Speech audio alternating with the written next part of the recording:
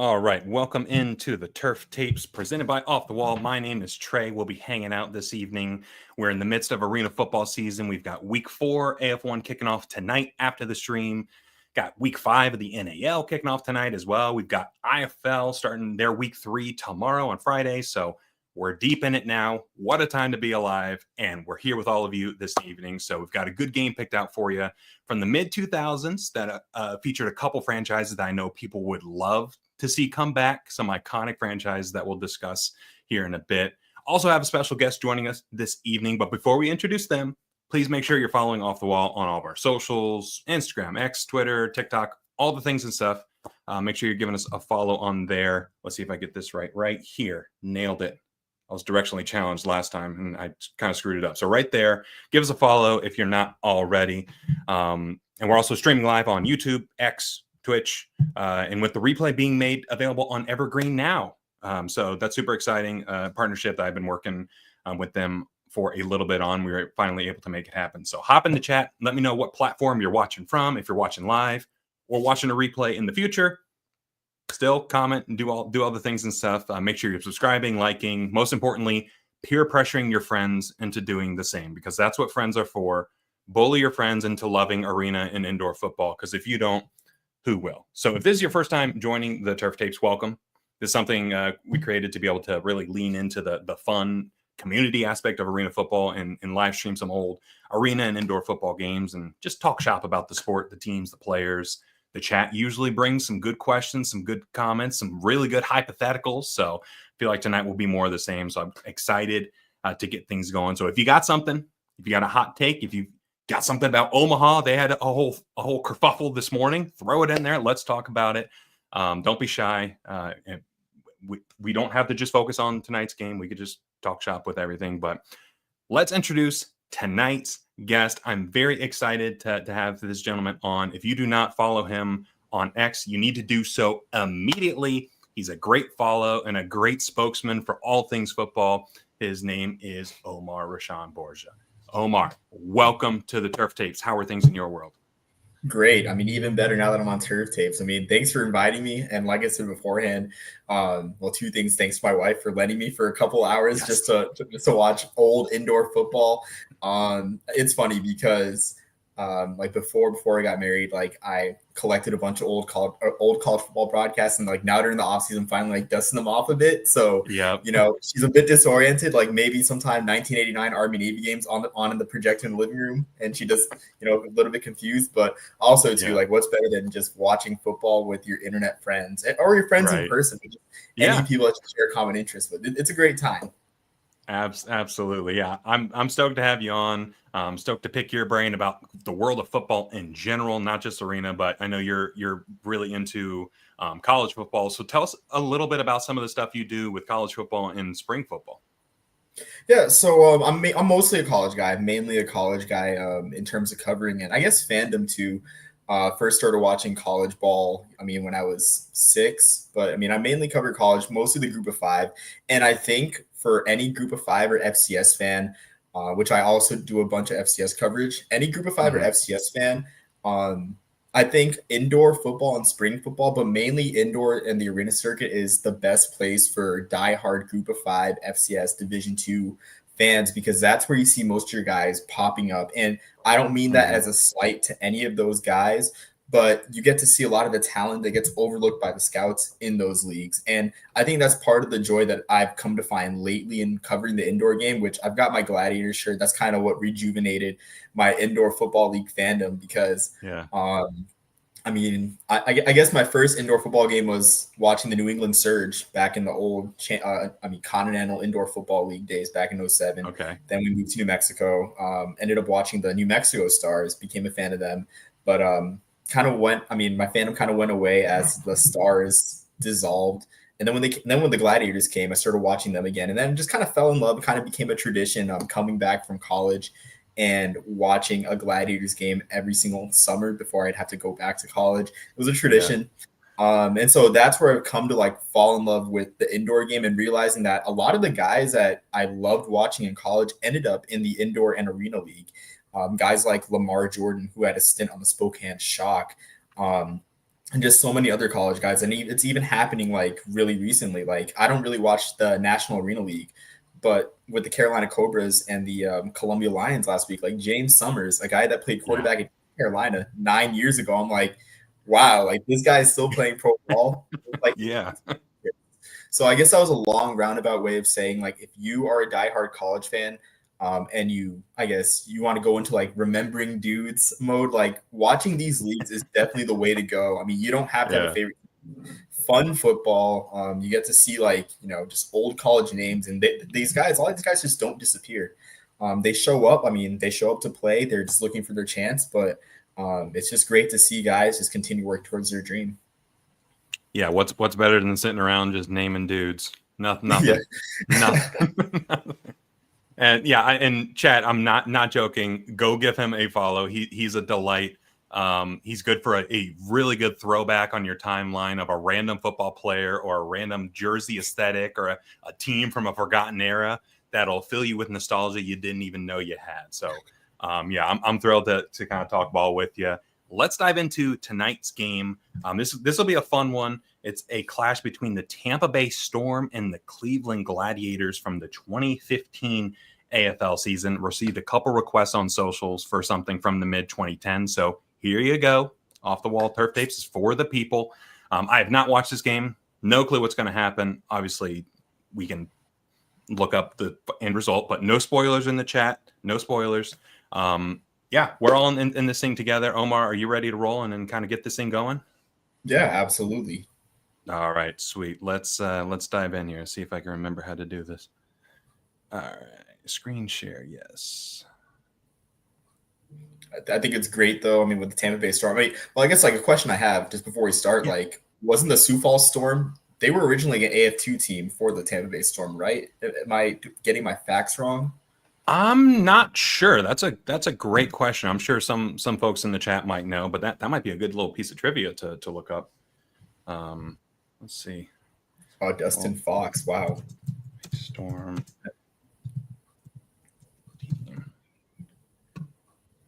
Yeah, we'll have to look on Arena Fan once we get this thing going to look it up. But yeah, there's a bunch of Storm teams. Like today, we got the Southwest Kansas Storm, got the Tampa Bay Storm, got the Sioux Falls Storm. It's like, guys, we got to get a little bit more creative here. Let's diversify a little bit. I mean, especially the Southwest Kansas Storm. I mean, the Air Force aesthetic, like it's very annoying, honestly, as a college fan. But yeah, they switched it up. They no longer steal the Air Force helmet. They've got the Chargers helmet this year. Yeah. So, no more stolen valor for the Southwest. So we'll skip ahead. So, yeah, so it's something I sent you when I clicked on this game and yesterday kind of gave you a heads up on what we're watching. Cleveland Gladiators, it's Cleveland Cavaliers night. So they're wearing Cleveland Cavaliers inspired uniforms for the Cleveland Gladiators, because back in the day, both teams were owned by, I think it's Dan Gilbert, who owns the Cavaliers, also owned the Gladiators. So makes sense that they would have this partnership, and it honestly, it makes too much sense for that to be the ownership model for teams going forward in the future, whether it be with basketball teams, hockey teams. It just makes too much sense. Oh, absolutely. I didn't know that. I didn't know they were owned by the same group. Yeah, but way back in the day, they shared the arena, so that made arena relations easy. It made marketing, sales, logistics. So it's like, yeah, of course, why wouldn't they? But yeah, this guy Colin Taylor that they're introing, he's nice. I've watched a handful of games. Watched a handful of games with him, and he's real good. Our friend Arena Football covers saying Google says Sioux Falls Storm did not play in AF2. They played in UIF and won back-to-back championships. So thank you, AFC. Appreciate that. Oh, there's another Sioux Falls comment. Old IFL 2000, NIFL. See, now I'm confused. Now I wish I didn't ask that question. There's too many leagues here. We're falling down a dangerous rabbit hole. Thank you, the Sports Archive. Appreciate you. We took care of the ball, so we did a great job taking care of the ball and getting something on every possession. So we need to keep that going. No goodies. Skip ahead a little bit. Look at these unis, though. Man. Like they're looking like what was the team from Dodgeball? They were the Average underdogs Joes. or the average Yeah, Joes? That's what it was. That's what they looked like. Even the all yellow helmet too. Man, that's bright. I mean, I got to bring up a college combo. This looks like the Minnesota Gophers. Like, I know that's not what they're going for, but this is crazy. Yeah. Oh, Tampa Bay Storm. There they are. Beautiful aesthetic. Absolutely beautiful. I'm gonna launch a hot take. Like, I think Russell Athletic, gets too much flack. Like granted, like for the amount of money that they got, I mean, they were very creative in a lot of their designs, and I think that's all you could really ask for across like their football uniforms, like just creativity, new ideas. Like, I mean, I think they get a bad rap. That's just my hot take. My hot take. No, I agree. And it's one of those things where, as you see, especially in college, as you see it come down to like the same three brands representing every single school, there's only so much they can do as a brand to really push the envelope. If your name's not Oregon, you're probably not getting the top of the line Nike design. So it ends up being a lot of the Nike uniforms end up looking the same for a lot of the smaller schools. So it's like, yeah, if you throw in a Russell, you throw in some of these other brands, like you can challenge people to be a little bit more diverse with what they're doing.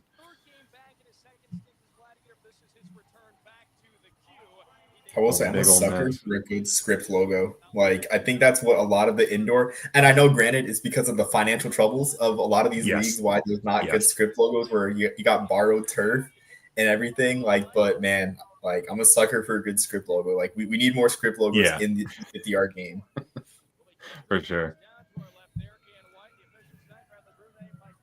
Yeah, this is in a big arena because you could see they don't have rounded corners on this one. They have like full end zones like they do in Albany, and a lot of arenas have the rounded end zones where it's like, man, you're taking away 20% of the end zone just because you can't fit it in there.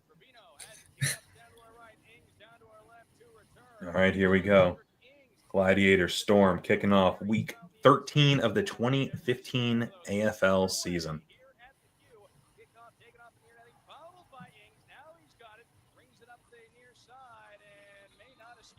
Kendrick Ings, he signed on with Nashville late last year when they brought in a bunch of old heads and made a run at the Arena Bowl.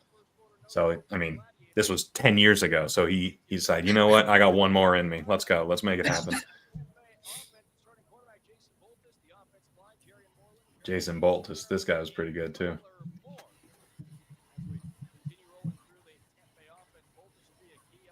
And old TT Tolliver, man, that guy played for so long. I'm pretty sure he's the career leader in Arena Football League catches. Like, he's the receptions leader. He just played forever. Let's consult Arena fans, see what they have to say about it.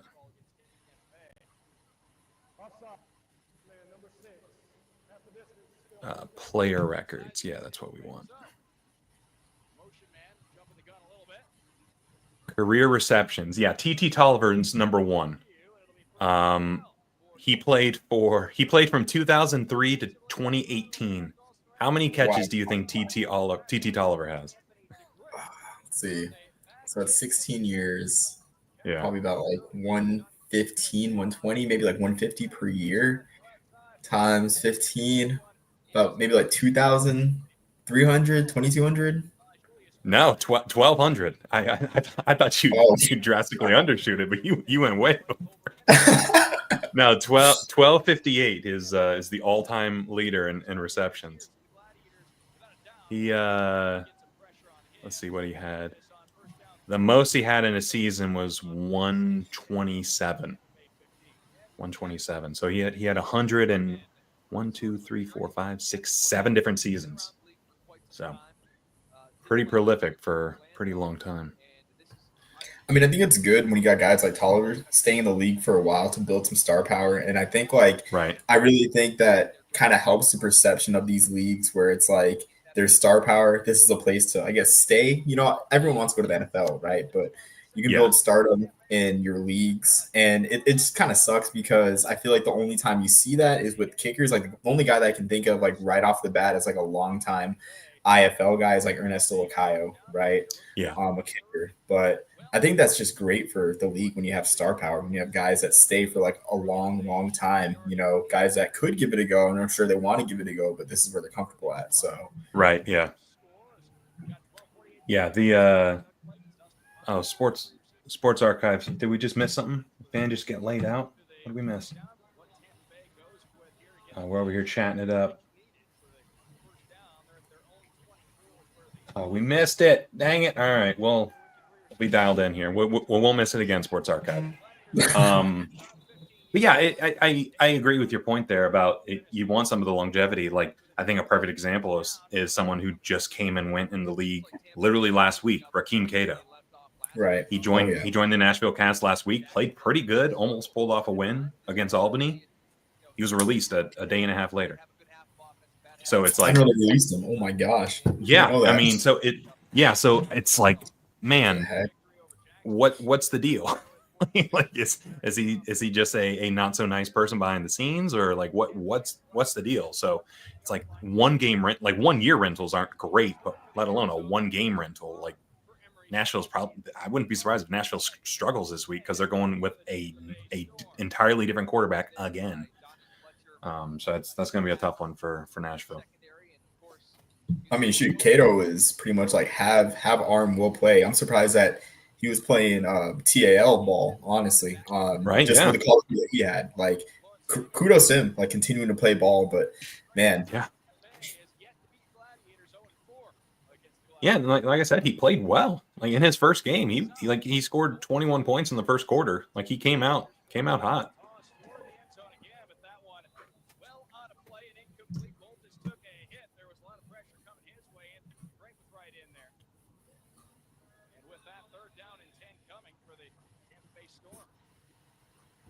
Yeah, I love the bright blue that Tampa shifted to, because in the 2000s, Tampa had like a navy blue. It was a real dark blue, but then at some point in the 2010s, they were like, nah, let's go. I don't even know what shade of blue that would be. It's like a royal blue. Yeah, like a royal blue. All right, Baltus, what you got? Our guy, TT Tolliver, there he is. Joust Wave, sup? How we doing, man? Thanks for hopping in here. Alec, the guy, Zubaz Palooza forever. Yes, sir. Tampa Bay Storm Zubaz. What a sight that was in the early 90s. Get Tampa Bay Storm versus Albany Firebirds in an all Zubaz bowl. We'll have to see if a Zubaz uniform game is on YouTube somewhere.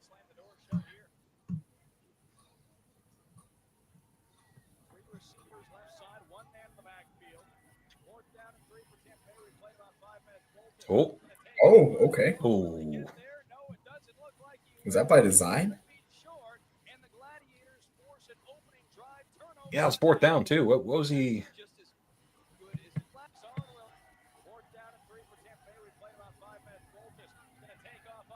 Yeah, it definitely wasn't by design. He just didn't see the Jack linebacker just hanging out there. Huh? All right, Cleveland. The uniforms are lucky. Baltus was just blinded by the yellow. That's what it was. Didn't know what to think. Oh, here we go. Oh. Colin Taylor. There he is, number 17.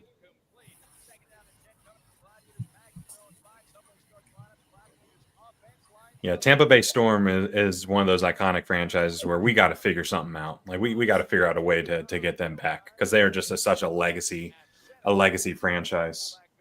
Yeah, like I grew up an Orlando Predators fan, so they were the rivals of the Tampa Bay Storm. So having the war on I-4 and having that regional rivalry was awesome. Like, it was so great. Like, I really feel for like the Albany Firebirds in today's AF1. I think their closest team to them is Nashville, and that's a haul. That stinks. So it's like, man, we got to build out some of these regions. Give them some help up there. Yeah, I think if Jeff Fisher's smart, I think he should go after ENTFLA, Entfla, and Right. get the Dragons. Honestly, Yeah. such a weird acronym. Hey, Brandon Cisse. He's currently the Albany Firebirds defensive coordinator. So shout out to Brandon Cisse there. Number 91. There he is right there. Yeah, that's gonna be interesting to see how that develops and how that grows. Like they're going like a TAL route where it's more 7-on-7 style ball, less people in the trenches. Deep pass. Here we go. Oh, Intercept? Nope. Oh, he bobbled it. Dang.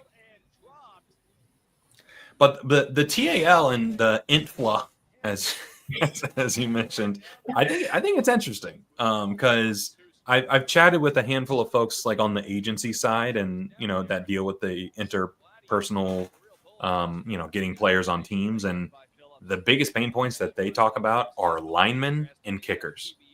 And you can see that in any like IFL, AF1, TAL, INTFLA.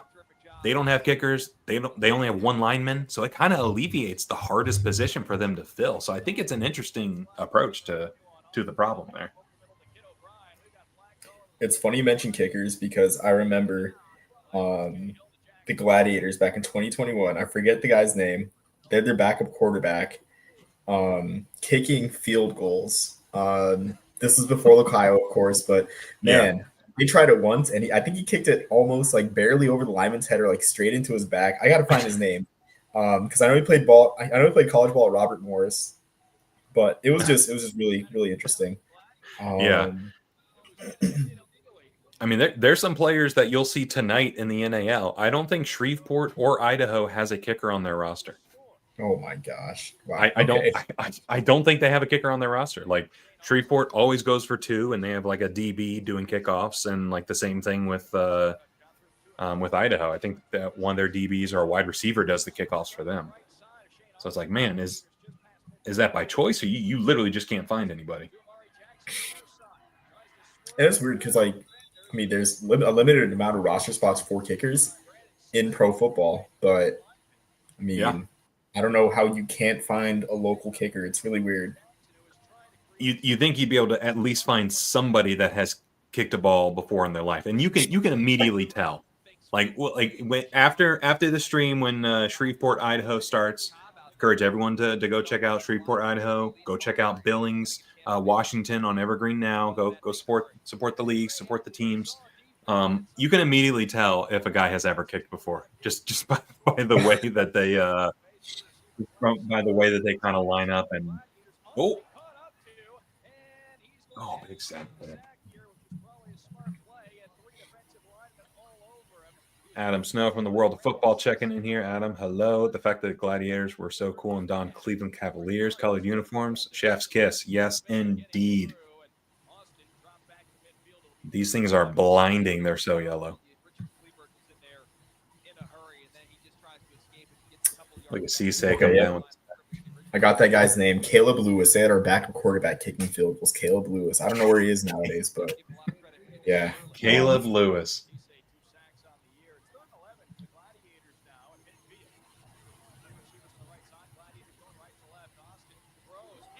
Oh, terrible throw. What was that? Dang.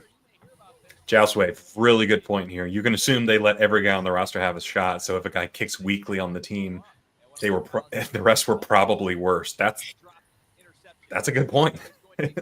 They're probably trotting out the best available at that point.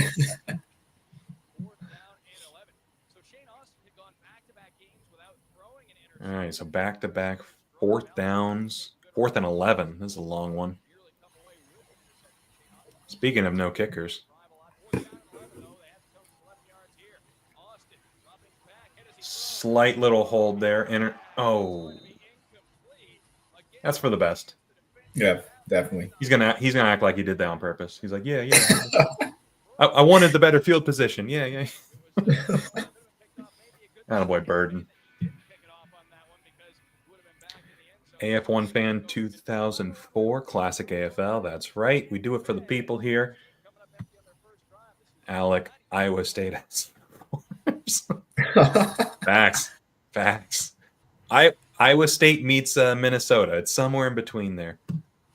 I thought Iowa State's primary colors are black and white, though. I know it's a running joke of college football Twitter. Yeah, I don't understand it. I don't understand. They hate their primaries. It's crazy. Oh, wow. What are they playing? Why are they playing so far off? Yeah, where are they going for here? Oh, they're playing. It looked like a zone, keeping everything in front of them. Yeah, when Iowa State played UCF this year, Iowa State wore all black. I was like, what? UCF is literally black and gold. Like, why would you not wear yellow or red? Like, to differentiate you. Like, why are you doing a blackout at home against a team whose color is literally black? Like, it doesn't make sense. I mean, it's a nice color set too. Like, it really baffles me. Yeah, it's bizarre. Matt Campbell's the coach there, right? Is that his name, Matt Campbell? Oh yes, yeah, Matt Campbell. Yeah. He must hate the color yellow or something. He must hate it. Oh, getting a little feisty.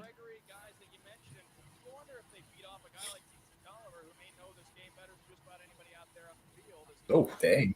Kind of put him in a headlock there. Yeah, I'd get up feisty too.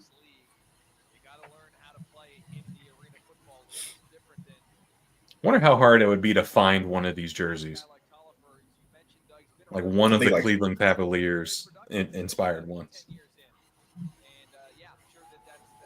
Hit up one of the players, see if they have it, see if they'd be willing to part with it.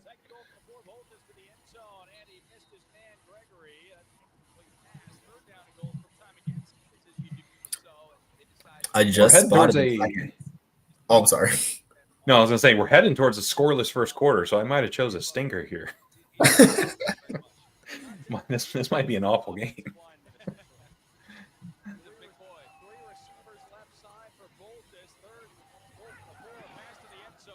There you go. The reverse jinx. Works every time. All right, Tampa gets on the board first. Who is Gregory? Let me get a roster pulled up here.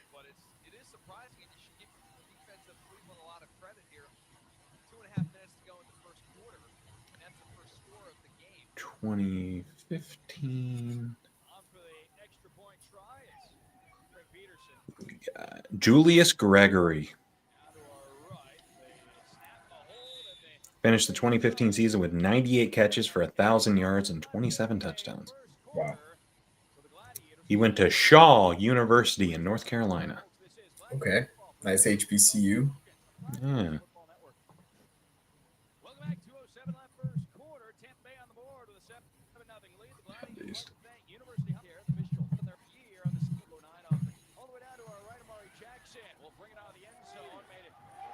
Oh, he's got a light. Nope. Oh.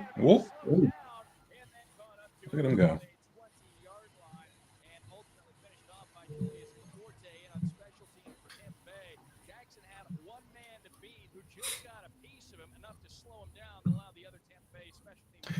I wish the AF1 still had the Rouge. Like I like the Rouge. But they abandoned it for this upcoming season.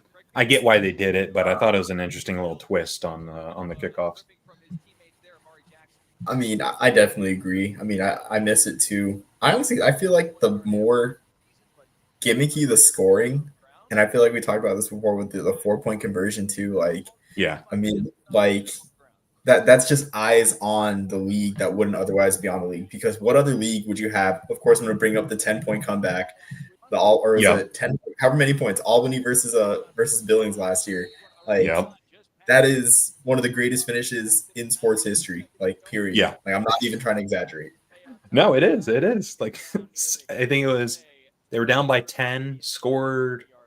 No, they were down by 11 and scored 12 points in less than 10 seconds to win.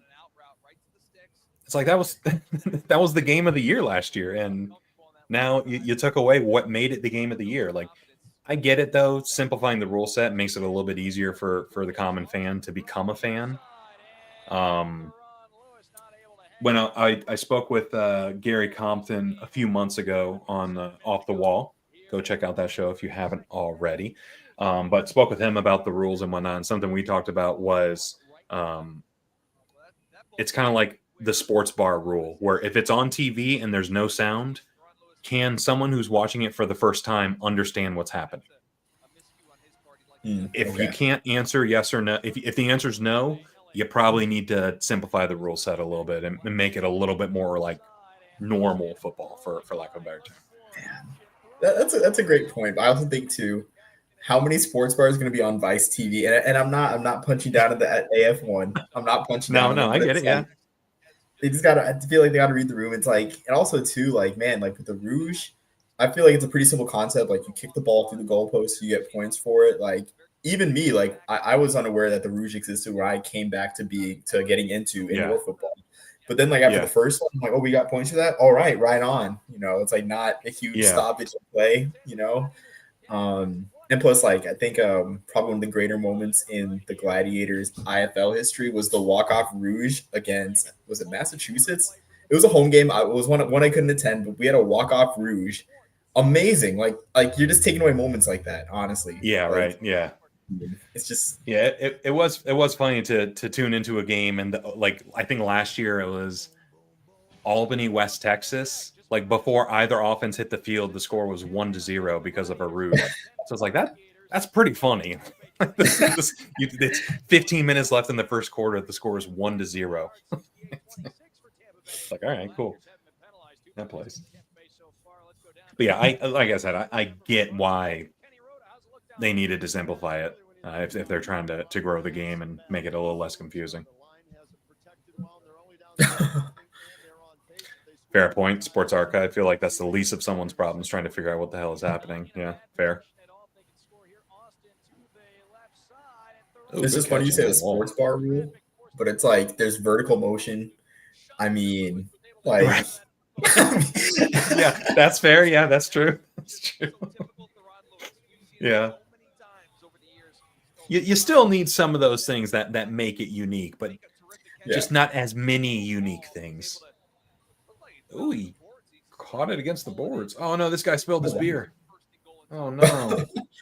This guy over here. Watch this guy right here on the left side. Oh. What is this, 2015? That's at least $11 worth of beer there.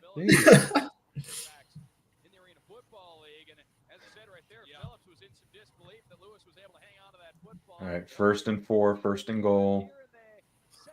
Oh no, he fumbled the snap. Oh no. Hate to see that.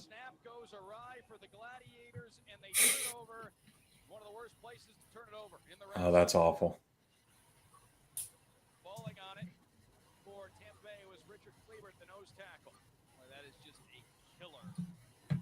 Yeah, let's see what happened here. Yeah, hit him in the hands. Quarterback just didn't grab it. Oh. Austin, what are we doing, bud?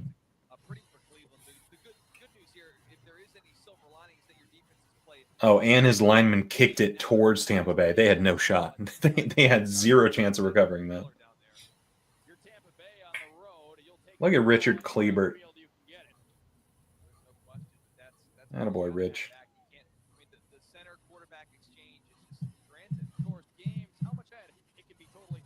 Oh, Lawrence Samuels. Shout out to Lawrence Samuels.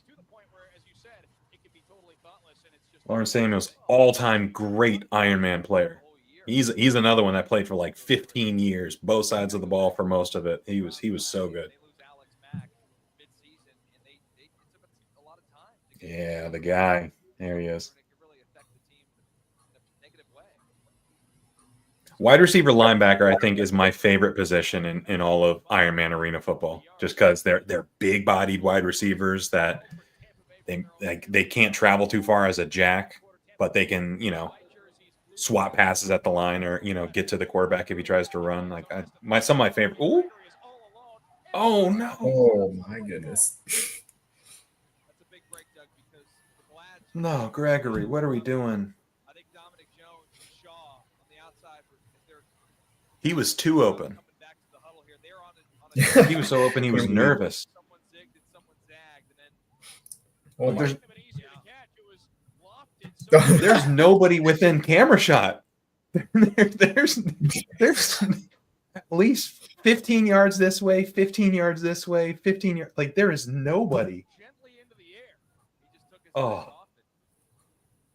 All Gregory has to do is hold the ball, and even if he Damn it, stops Gregory. right there, he's gained over half of the field's distance. And sometimes those are the hardest ones to come down with. It probably seemed like it hung up in the air. Play clock. Hello, Boltus. What are we doing? There you go. There you go. Make up for it. Go right back to him. Fred Shaw. Did you say Fred Shaw? Time makes the catch Makes despite being drilled by Fred Shaw and Joe Fennessy. Current Colorado Spartans head coach, I believe. Fact check me on that, chat, if I could be wrong, but I think he's the Spartans head coach. From the Tampa Bay 8-yard line, they get a little bit of separation from the end zone. So Boltus has a little more room to work with now, but still a third down situation. Oh, In this one, fifth in the league. With time, he throws. Oh, launch it, Boltus. And this one is Wow. completed. Oh, TT? Substantial pickup is Kendrick Ings. Oh, Kendrick Ings. Sliding catch down inside the 5-yard Hey, line Chris, for the correct. Storm. Nailed it. Fred Shaw, Colorado Spartans head coach. Let's roll. The 2-yard line. Let's roll.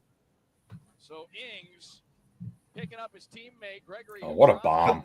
Yeah, that's wow. That is what a What throw. Oh my gosh. Yeah. I mean, that thing was like 45 yards in the air. That was a very good throw. So they're going to count that as They are gonna count that. touchdown. What a throw by Boltus. We'll go back and talk about it after the PAT. But that's Yeah, it seemed like he was under some pressure, too, so that was a very impressive throw. And Peterson able to boot it through. So Craig the Leg Peterson. Shouts to Craig. the end zone, as you pointed out, wasn't touched, so it's a Tampa Bay touchdown. They had the extra point. This is some really good production value. I know it's a local TV station, but these angles are I'm quite It's impressed. It's really good, man. It's nice. 10:53 left here in the second. 14-0 Tampa Bay. They didn't score on their full of breakdowns. I want to go back to the throw. I want to see if he was under pressure. Oh, wow. Yeah, I mean, he didn't have a clean pocket. Picking up his teammate Gregory, who dropped that long.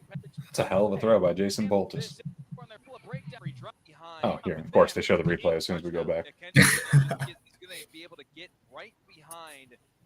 So he throws it from the 2, and Ings catches it at the 4. Over top of 2 defensive backs of Cleveland.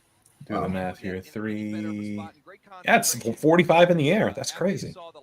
Crazy good throw. Plays later. See the score. A 14 Austin so far in this one. 4 of 10, 46 yards. He's been sacked, and there was that fumble. Ooh, bar ball. Off the in netting, and now it's Amari Jackson on the return out of the end zone. Ooh, look at him go. Okay. And he's taken into the boards by Ings. How about that? Kendrick Ings just has the touchdown reception, and he comes down on a kickoff coverage team with great effort. Oh, man, we had quite a few people join since we started this thing. Welcome in, everybody. We are watching the Tampa Bay Storm versus the Cleveland Gladiators from Week 13 of the 2015 AFL season, June 19th, if you're curious. Shout out to Arena Rules on YouTube for having the game on their channel. Go give them a like and subscribe if you don't already. And while you're in the following, liking, and subscribing mood, make sure you're doing the same here for Off the Wall on YouTube and socials. And do the same for Omar. He's a delight. If you're watching on YouTube, Omar's X link is in the description, so made it very easy for you. 10 minutes left here in the second. The first 2 Gladiators possessions. This is their third possession. First 2 Gladiators possessions. First one ended on downs. All right, so Cleveland's not looking so hot, Omar. What do we want to see out of them so they can turn this thing around? More running the ball. I mean, Run the ball. Run the ball. Yeah. but I guess less unforced errors like that. Well, like that. I guess that's an unforced error. Exactly. There it is. Yeah. Yeah, make them beat you. Don't beat yourself. So the Gladiators will back up a little bit after a false start. 9:30. Sports Archive. If one of the leagues gets this production level and on a major sports channel, I think it could be as popular or close to UFL or CFL in the US. Yeah, agreed. Like, yeah, this quality's pretty damn good. Like, there's a couple teams in AF1 in particular, like Albany. Albany has a great production. Billings has pretty good production. Southwest Kansas has really good production. But the IFL is starting to step it up as well. I've been almost. But I've been impressed with some of the IFL quality this year with what they've been doing. So I think it's slowly getting there. It's just a matter of getting some of those teams that are a little lower on the bottom end of quality up to the standard of everyone else. Yeah, absolutely. I mean, I think I feel like there's like a big gap in what some of the teams can do, both like player wise, like payroll wise, and I guess production wise. Because I like, for example, the Massachusetts Pirates is always a team that I point to. Like, how do they get that guy? Like, how are they paying the bills in the first place, and how are they getting some of these names? Like, these are names to the casual fan. Yeah. So, yeah. Every player they sign, they have a graphic ready of him in an NFL uniform. So it's like, man, they're getting guys that played in the league. Like, that's crazy. Exactly that. Pretty easy. Yeah, like Kenji Bahar too. Like, I forgot that he even like had a shot in the preseason. Like, that was something like that I like. Right. I was like, wow, he was with the Ravens in the preseason. Yeah. But, much needed touchdown as they were struggling offensively in this first half. And I liked oh no, not a typo in the graphic. Touchdown. And season. No, 2 typos in one. I spoke too soon. The production value. Oh, you jinxed them. Well, maybe they're doing it intentionally because Amari has 2 R's, so maybe it's a thing. I don't know. I'm giving them way too much credit. As they were struggling offensively in this first half, and finally there. Sports Archive was really impressed with Arizona last weekend. Arizona's another one that has really good quality. Really good quality of a broadcast. I think they have a steady cam that goes on the field and like gives you some on-field angles. So Arizona's obviously great team, great production as well. They're doing things right over there. I'm not surprised. I mean, of course, like everyone knows about the Rattlers and the couple games that I did see them when they visited Duke City. Like, I'd always get so annoyed because it's like, man, like these guys, they're definitely better than us. They think they're better than us. They're a legacy AFL team, like, you know. And I expressed that too when I went to the IFL title game with a couple of my buddies, and I saw a couple of Arizona Rattlers fans in the lobby. It's like, I'm a Gladiators fan, but like, I just want to beat you guys once because, you know, you guys are so much better than us in every single way. And every single time I have to see you guys come take our rear ends. There is no rivalry. Yeah. Yeah, it's not. It's just big brother beating up little brother all the time. Shane Austin talk about the slow start and coming out flat. And, you know, the record. Ooh, bar ball. Wild bounce. But you think about that could have been messy. 2 and 3 at home. You wonder if maybe they're too anxious, too hyped up when they come out in some of these home games this season. That was TT Tolliver, number 1. All right, TT, do something. Getting excited with the music they're playing and everything, and somehow you come out and maybe there's on in this to settle down. 7 Tampa Bay, and as I mentioned, that Gladiators touchdown puts some pressure on this Tampa Bay offense now. With 2 receivers lined up flat, Boltis drops back, looks for an opening. He's going to take off himself, and he's got a lane. Look at him go. Nice little gain of 12. Jones makes him pay a price over on the far boards. Took him hard into the wall. And that's a good O lineman coming to check on his guy after he gets shoved into the wall. However, first down for Tampa Bay, but again, Dominic Jones made him feel it. DJ's never going to let the quarterback get outside the pocket and try and pick up some yards without at least taking a pretty good shot. Dominic Jones comes from the safety spot. Oh, yeah. Checked him into the boards. Yeah, it just gives him a little extra something to make him feel it. 6:49 left here in the second. Yeah, if you're going to run, make them feel it, right? For the Storm. Yeah. They're going right to left, and they have it at their own 14-yard line. 2 receivers left side. Ings in motion. Bolted gets a pass off. A wide open TT Tolliver up the right side. Oh, boy, TT.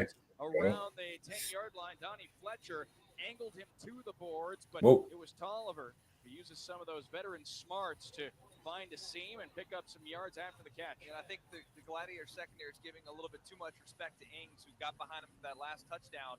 Is now they're playing off a little bit too far and allowed for some of the underneath. I wonder what TT Tolliver is up to. I wonder if he's involved in the arena game in any way. Now is Tampa Bay right on the outer edge of that red zone. 3 receivers left side. Tolliver in motion.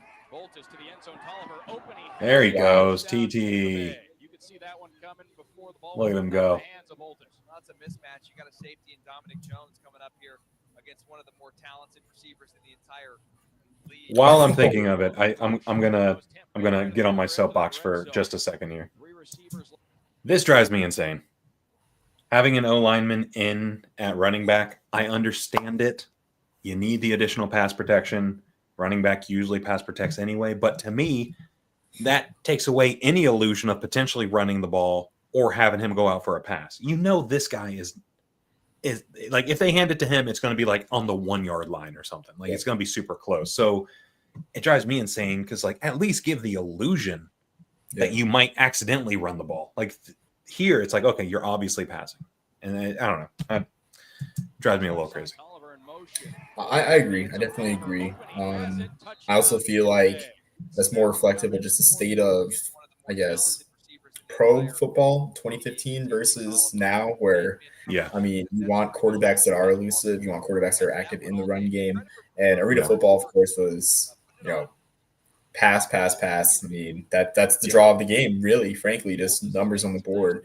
Right. But, I mean, you know, the more we see more dual threat guys come out, like, you know, the run game has definitely taken it, I guess, more of a role. I mean, so I get it, though. Like, I'm with you on that one for sure, but I do get it. Yeah, it's just like some of the best teams in the AF1 this year, they can run the ball impactfully. You look at Billings, they run the hell out of the ball. Albany can run the ball. They didn't do it so well last week, but they can usually run the ball pretty well. Southwest Kansas, really good at running the ball. So it's like, yes, it's a pass-happy sport and a pass-happy league, but still being able to run the ball is impactful. Like you can still make a difference. Oh, look at these guys. These guys rule. And I mean, strictly, so I'm thinking, of course, like I'm a Service Academy football fan, right? I'm an Army fan, but I'm thinking, like, from a ticket selling perspective, like, there are so many academy fullbacks that are looking for work. Yes. I shouldn't say so many. That's like, and just from a ticket selling perspective, like, you got a guy that played for Army. Like, people don't know that, like, Army and Navy are just military academies. Like, from the untrained eye, it's like, oh, this guy played for the actual Navy, played for the actual Army. It's like, why not? He made it all the way down. Oh, sorry to interrupt. He just returned this kick all the way. And it looks like he hit the sideboards inside the 5 yard Did he line, fumble? inside the 1 yard line. Oh, to the 1 yard line. Okay, they cut him off. But yeah, I thought about that before. Like, get some of these Service Academy triple option fullbacks. They would be perfect for that. Absolutely perfect. Like, Army had Jacoby Buchanan, 270 pounds of fullback. Like, he could play that lineman role and that fullback role. And I know that there's kind of a transition period or grace period with the going pro with the Service Academy athletes, but I know our current president is a proponent of that now. But yeah, like, these guys would sell tickets, and if you're any AF1 team or even NAL team, like, why wouldn't you do that? And of course, shout out to Chris McCoy, Columbus Lions, longtime Navy quarterback, Navy triple option quarterback that ended up being a dog for the Columbus Lions for a very long time. Right. Yeah. Yeah, it's a good skill set.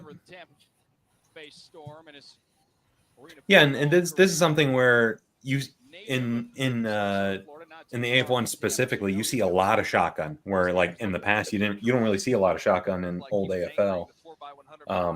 But when you think about it, some of the players that come up through the college ranks now, how many of them have ever played under center? Like, Jalen Morton has, like, I can't speak fully to his entire career, but I'm sure he's played 90 to 95% of his career out of shotgun. So he's hardly played under center. So it's like, I understand that the game is traditionally played under center, but, like, you also got to cater it to the guys that you have at the same time and what they're comfortable with. I may be mistaken because I joined the Billings. I only watched the Billings Oregon Lightning game. Missed last week's game against the Storm, but I really like their wing tee setup from last year. I don't know if they're still running that, but even the sleight of hand from last year that they had with the wing tee, like that's a wrinkle that a lot of teams aren't showing it. It's very useful. Yeah, absolutely. Yeah, the wing tee that I know exactly what play you're talking about. Like, yeah, they right on the goal line, they were able to sneak it into the end zone. It's like, man, that's running the ball, being creative, not just line it up and hope to push the pile. Like, make them think about it. Gladiators don't win the challenge. However, Gladiators football 1 yard from the goal line. First and goal. So if you're The 1 yard line. Dang. Get the quarterback center. Sorry, Amari. Well, there's that, and you don't want to take a penalty and back yourselves up here at all. But I'm just thinking about the last time they were down here. They had that fumbled snap. Taylor in motion. It's going to be a handoff. There we go. Oh, that was a nice little trap. Yep. Oh, that would have been sweet. Why couldn't you score on that, Cleveland? Like 69 polling. Oh, yeah. If 72 didn't get bodied, if the center didn't get bodied, this would have been a touchdown. He just gets absolutely wrecked. Oh, brutal. Because he knew there was going to be a run up the middle, or at least he was anticipating a run up the middle. Illegal defense. That's probably the most confusing penalty in all of arena football. Oh, yeah. Because it can mean like 5 different things.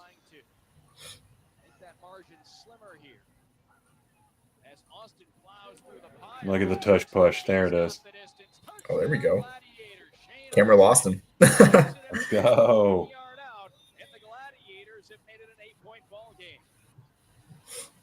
The Cava Gladiators. Oh, that is See where Shane Austin. Yeah, see where he's from.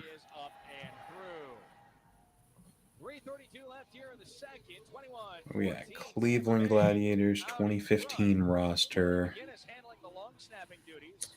Yeah, if I'm not mistaken, I think Shane Austin went to Hawaii, so that's a run and shoot guy in this.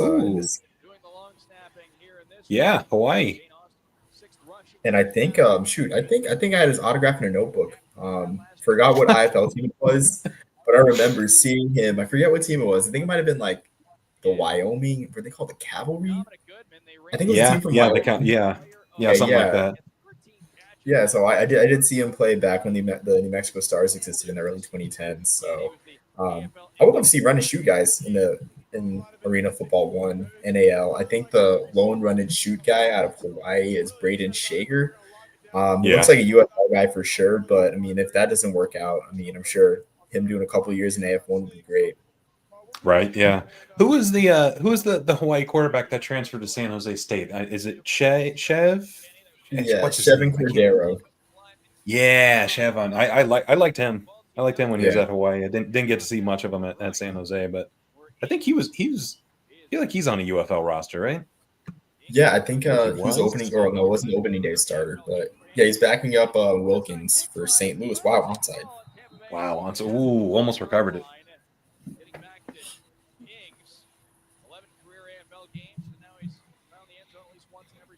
Yeah, Joust Wave. Yes, illegal defense is hecka confusing. Yes, it is. And then first person to explain what the heck mirroring a receiver means will get an imaginary dollar. Just smile and act like you know what it means, Joust Wave. Just smile and act like you belong. Ooh, that's not the best camera angle. Yeah, can we get a little farther out? Would that be possible?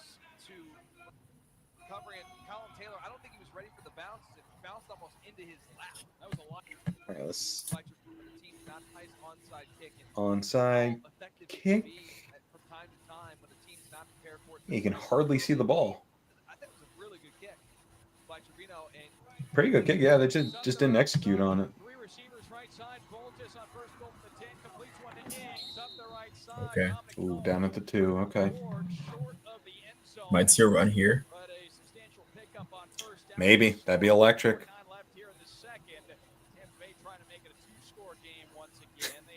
Sports Archive. Anyone have binoculars? Yes, no kidding. Here's the nosebleed camera angle. What are we doing? All right, let's see if we get a little jet sweep action from a receiver, maybe. Maybe 17 takes the handoff. No. Oh, come on. Oh, that's whack.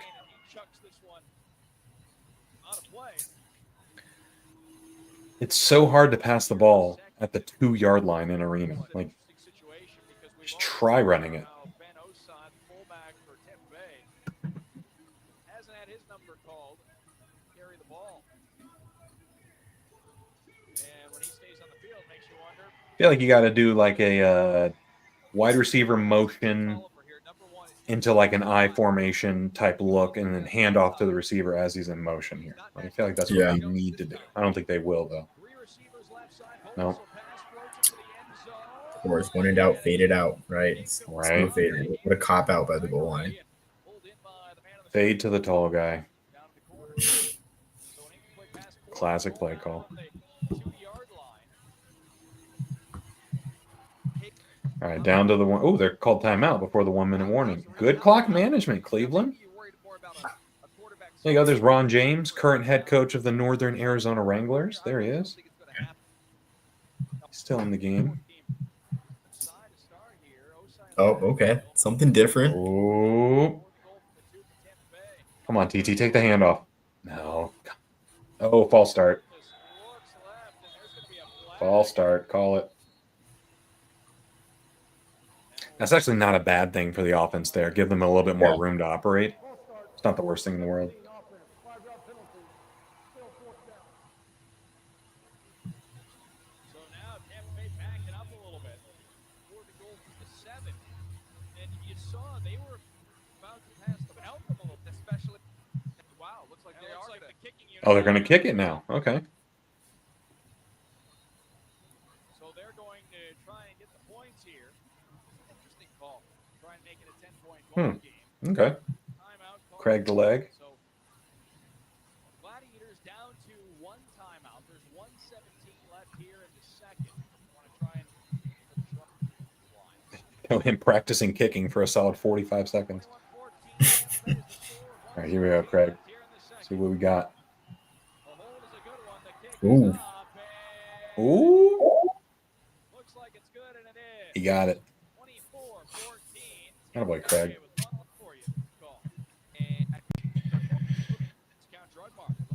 Defense, field goals, and all of a sudden momentum here. If they can they're able to go down and score touchdowns. Could see an onside here too. Get that football could be huge in the second half. No, deep kick. Okay. Here's a kickoff from Peterson, taken out to our left by Amari Jackson, who's had success. Why are we so far zoomed in, guys? That was crazy. Around the 17-yard line.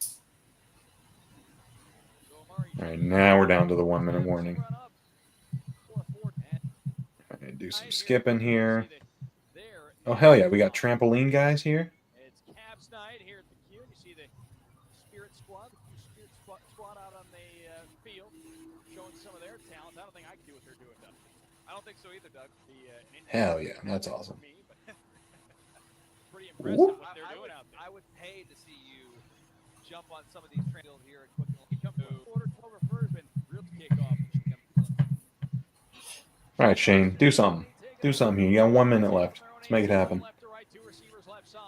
Austin dropping back, throws. Wow. Left side. Oh, man. I thought he had that. Flag down. So we'll wait and see. Yeah, there's a little hand fighting there. A little DPI. May have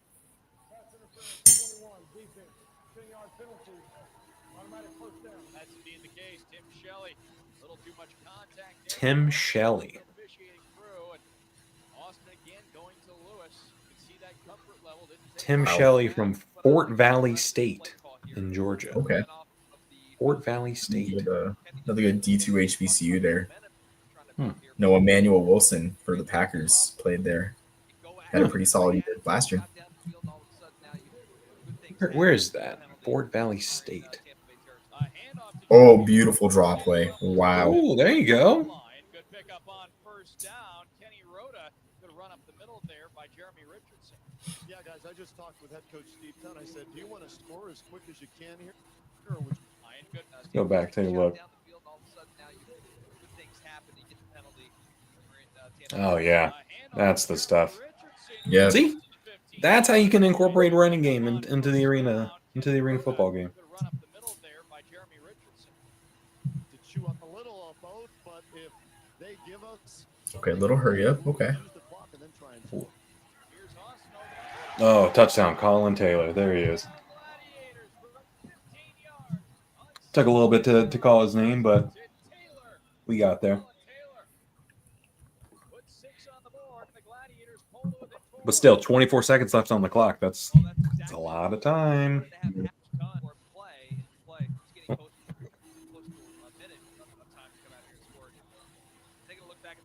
Oh, he just made him hesitate for a half step, and that was all he needed.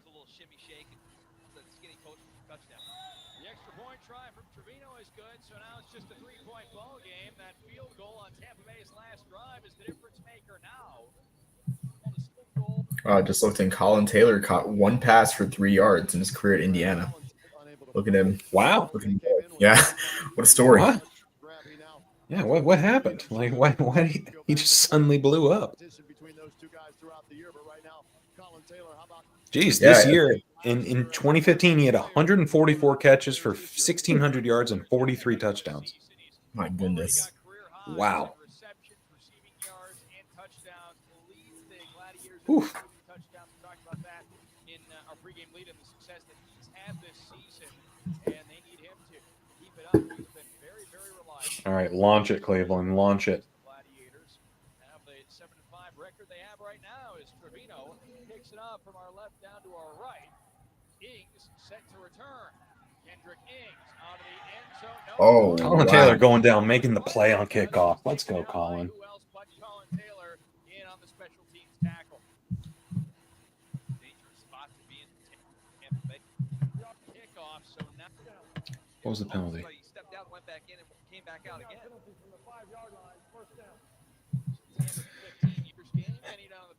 All right, 22 seconds from the 10. Yeah, from 15. Jeez. Oh, my. Oh, look at him go. Oh. Time out. There you go. What a play. Yeah, he thought he was just going to put the ball out of bounds. He said, "No, I got other ideas." That was nuts.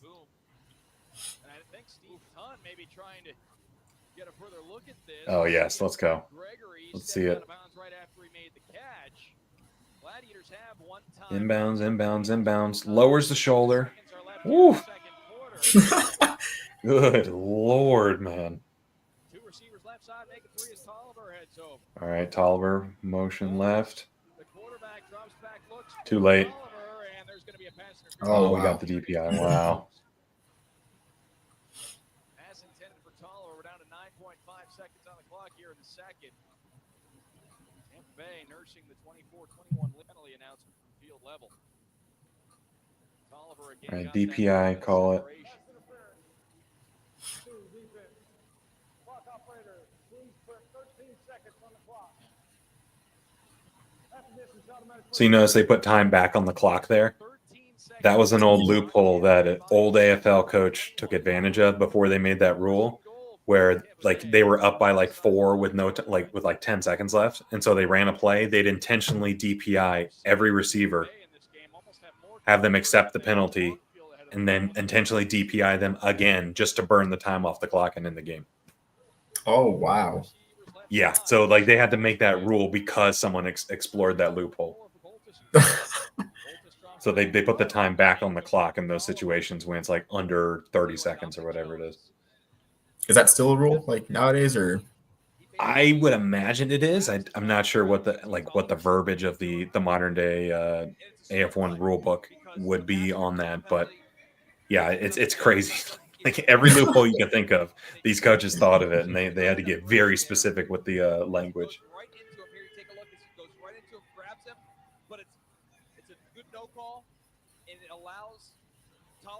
throw off the time. It's a really cool logo, too. His quarterback. Oh yeah. 9.5 seconds to go here in the first half. 2 receivers left side. Ings in motion. Voltis to the end zone. Gregory, and he Oh, he can't breaks hang it up. on. Wow. Man. Looks like it went off his hands, maybe his Red chest. Shaw. Was putting the Attaboy. pressure on. Gregory wasn't able to hang on to the ball. He's got a dog tag hanging. Okay. 3rd down and goal from the 4-yard line for Tampa Bay. Where'd Fred Shaw go to school? Just put that one right on the money. And Shaw coming back and getting a little revenge on Gregory for that big hit he took a couple plays back. Let's see, Fred Shaw. Go out of bounds and he didn't. He lowered the Central ball right there. Oklahoma State. Makes up for it. Wow. Now he's getting fans pumped up here at Quicken Loans Arena. 6.4 seconds on the clock. Second quarter, 24-21 Storm. 3 receivers left side. Voltis looks for the end zone. Intercepted. Wow. Oh man. Shaw. Fred Shaw, the guy. Tampa Bay down to the red zone, and again, Show him that they're teach not tape, able to Coach. Come on. close the deal, and over. The Gladiators Let's have a go. chance to run one play here. Huge. What a play. 2.5 Get the ball at the 5, launch it downfield, see if you can Yeah. take the lead. Right before half? It's all for nothing. And because your defense, which is Oh, man. throughout the early part of the evening, comes up with a big play now, you're feeling yourself pretty 2 people could have intercepted Wow. that. That was Oh, my gosh. awful. Just want to run a little play here, some positive Oh. quarterback sneak or something along Gross. those lines. Unless they decide to take a shot, maybe Coach Tunn decides to let Shane Austin take one of those shots. But I'd be very cautious here. No, absolutely. Take a shot. So Fred Shaw's first interception of the season comes Let in. Colin Taylor do a little post. Let it fly. Drops back. He's going to throw it. Nice Nah, cut the block. pocket wasn't there. Yeah. That'll do it for the first half from the queue. All right, so pretty good first half. Slow Yeah. start, but we got there.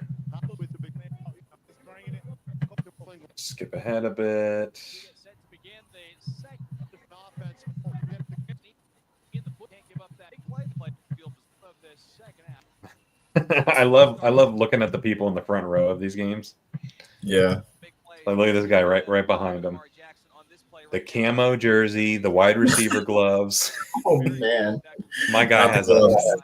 he has a fit on for the game. Let's go. I'm never against your- wearing jersey. Your in the front game. row. Your front row. You got to be ready. Okay. Okay. But yeah, the gloves. I don't know. I don't know. Yeah. That's a tough look. Peterson gets it away, and this one's going to take a bounce off the near netting. Amari Jackson has it cleanly. Ooh, taken down at the ankles. Well, the coach for Washington, I think their first game, he was calling plays wearing wide receiver gloves. He's on the field with the clipboard with like these fluorescent coral pink wide receiver gloves. It was quite a sight. I haven't watched a Washington broadcast yet. Do they still have that eccentric announcer? Like I remember their announcer just going hard. Yeah, I think it's the same guy. Yeah, I think it's the same guy from last year where he's like he's always talking like this and like he's just Yeah. he's very yeah. I think you said it perfectly. Yeah. Oh, little pitch Oh, play. okay. The entire line was going right, but he pitched left. Huh.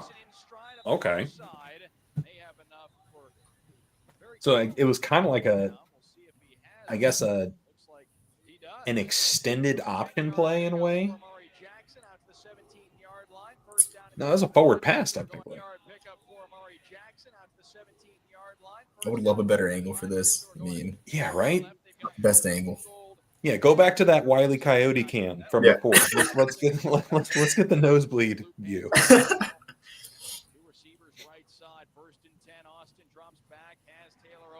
There you go, Colin. Go. Wow. This guy was so good.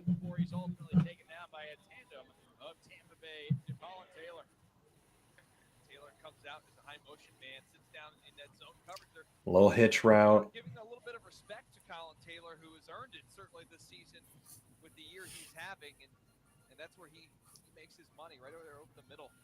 4:21. It's Tampa Bay out in front. Gladiators Ooh. trying to take the lead. Little bobble. Oh, come on. Oh, he didn't come down with it. Dang. Got a hand on it, couldn't hang on to it, and that's been part of the problem. It's actually going in the stat book looking like Tampa Bay's defensive backs are breaking up a lot of passes, but what they're not doing is holding on to the football when they have a chance to pull one in. First incompletion for Shane Austin of his last 9 throws up to that. Oh, Completed 8 in a row. dang it, And man. one That would have been picked off, slick. should have been picked Yeah. off there at the back of the end zone. But Austin was getting into a little bit of a rhythm. Let's see if he can get right back into where he left off. So second 10 from the 19. And Oh, my no, bad snap. No, get rid of it. Get rid of it. this one goes incomplete. Okay. Unfortunately for the Gladiators, Avoid a disaster. Oh, man. Could have been much more damage done there. It looked like he went to throw it. So I got a question for you, Omar. So Okay. on X, you have the Burger Pauper as like your nickname. What's the origin story there? I think it's so funny every single time I see it. It's actually funny because one of my good friends from college, we'd always joke around, just like about calling the other guy the fake tough guy and stuff like that. And so, I made a joke about him, like liking burgers or something. I'm like, hey, lay off the Burger King or something. So he sends me a Snapchat back. I'm like, you can see in my banner the joke.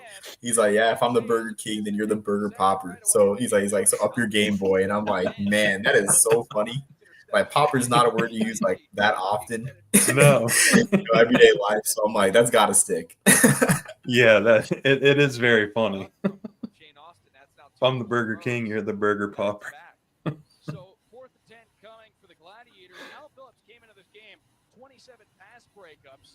Oh, dude. Oh, Oh my gosh. it was a duck. How do you not intercept that one? It's the old joke. If they had better hands, they'd be a wide receiver. Oh, yep, heard that all the There time. it is. There you go. And They Jackson's had having two a in- night. Yeah, they had 2 chances to intercept it. They didn't take advantage on either of them. That's like every D-back's worst nightmare because Oh I yeah. mean, I played D-back in high school, and I was very much a bat it down guy because I didn't have the best hands. But they'd be like, they'd be like, make sure you intercept it now. It's like, don't just settle for the bat down. It's like, yeah, that's never gonna happen. But yeah, the worst literally. Yeah, just I'll just decide to start making interceptions now. Okay. Just- First lead of the game. And that should be Amari Jackson's 3rd touchdown tonight because the one he got down to the 1-yard line on the kickoff return was so close. Oh, doinked it. The extra point try from Torino. Do they just not Oh, it trust is this kid? Do they not trust him? Because they were in their territory. I just don't understand. It was a 4th and 10. I just don't understand how bad these kickers actually are. I guess this particular kicker is. Yeah, I don't know. They're just a vendetta against kickers in Arena. It's important to take. I mean, in 4th down, those situations you got to score. You're going to get a different look. Yeah, Sometimes, I guess they you just gotta win. You just gotta win. they don't want to risk it bouncing off the net and having them get a free return against a bunch of big guys on the O line. That's fair. That would have been a deuce in today's game. Right in the net. I think she made a nice catch, almost as good as Amari's. Guys, back up to you. All right, Boltus, do something. Oh, there it is. Wow. Oh my gosh. Oh. Where'd Boltus go to school? Let's find out. Jason Boltus. Hartwick in New York. Wow. Hartwick. He apparently played in the UFL. The old, not obviously not this one, but the one before that was like the Florida Tuskers and some of those other ones. Who were some of those other teams? It's like the New York. I think it was like New York Sentinels / Hartford Colonials. I know it's like one of them. Yeah. That league's like a fever dream, honestly. I find myself wondering, did that league really exist? Man, it's a social construct that was never real. I just don't Florida understand. Tuskers, yeah. Las Vegas Locomotives, the Virginia Destroyers. Pretty sure the Florida Tuskers were coached by Jay Gruden, I want to say. No? Oh, Maybe? Now, Jim Haslett was the original head coach, and then Jay Gruden was named head coach and general manager. Wow. The Tampa Bay Rays originally owned the team. Huh. Oh, wow. Okay. That's wow. A group led by Joe Theismann purchased the team in 2010. Oh, wow. Interesting. I miss Joe Theismann on Monday Night Football. That's like Yeah. the team when I was a kid. Right. He's bigger than anybody else on the Gladiators' defensive front. Oh, he's a monster. He's the lone man in the backfield, 3 receivers left side. Boltis is Oh, Oh, quarterback oh, sweep. no. Randy Collin got him around the legs, and he was finished off, taking down 3rd and goal from the 2-yard Love the play line. design. Tampa Bay Love a good quarterback Right. sweep. No gain. And again, Tampa Bay gets in the They red were zone. not biting at all on that little hezzy fake to the left. They're like, no, we're not playing that. I mean, did anyone block though? Like, I feel like those guys should. That's also a part of the problem. Yeah, like, look, 71, 79 end up blocking the same guy, and this guy, like 64, is trying to go to the second level, but Baltus just didn't get right enough. Because that's a Bryson Daly special. Like, ideally, he should be like off tackle in the end zone for 6. Like, Right, yeah. I mean, I've seen that play a million times just watching Army and Navy. This quarterback off tackle. Yeah, it's there. So not a smart call by Boltis. He should have followed his lead blockers. Might have been in the end zone. On 3rd goal from the 2, Boltis. Oh, he's trying to get. Oh, he got rocked. Whew. In the backfield, he lost at least a yard on that play. It's going to bring up 4th and goal. 7:06 to go here in the 3rd. Oh, he got brought down hard. And you and I have called a lot of games by now, and I don't know that we've seen a team struggle when they've Oof. red zone Oh, play he got like this. twisted. The Gladiators defense is Was that face mask They've too? done a great job when they've had to. No, no, no. Inside the 10, inside the 5. That was clean. That was just an awkward landing. All right, 4th and 2. Play one-dimensional against this offense. Boltis on 4th down. Can't find anyone. Great coverage. Holy. Oh. Oh no, the flag. Probably going to get a defensive Salmons call. was Oh, dang. It was intended for Emery Salmons. That's a killer. T.T. Tolliver's body language would suggest Tampa Bay's keeping the football. Same with Ben Osai, who just made a 1st down signal. Well, defensive holding, half the distance to the goal. Pass interference, 7, defense. Half the distance, automatic 1st down. Holding and DPI. Okay. So a couple of penalties. Tampa Bay is going to have it 1st and goal from the 1-yard line. And we have the overhead. There's the hold. Yep. Television sign to look at here. And then there's the DPI. Wow. Early. No wonder the coverage was so good. It was illegal. All you can to keep him out, especially on a 4th down. Boltis I don't know. That might have been a soft DPI. Was it enough of a push? We'll wait and see. Oh man, let's see Looks like what they did for the run. It seemed like just a failed tush push. In close, continue. What they're doing now is really carving into this clock. Let Tolliver take it. Like, don't. Inside the 1-yard line.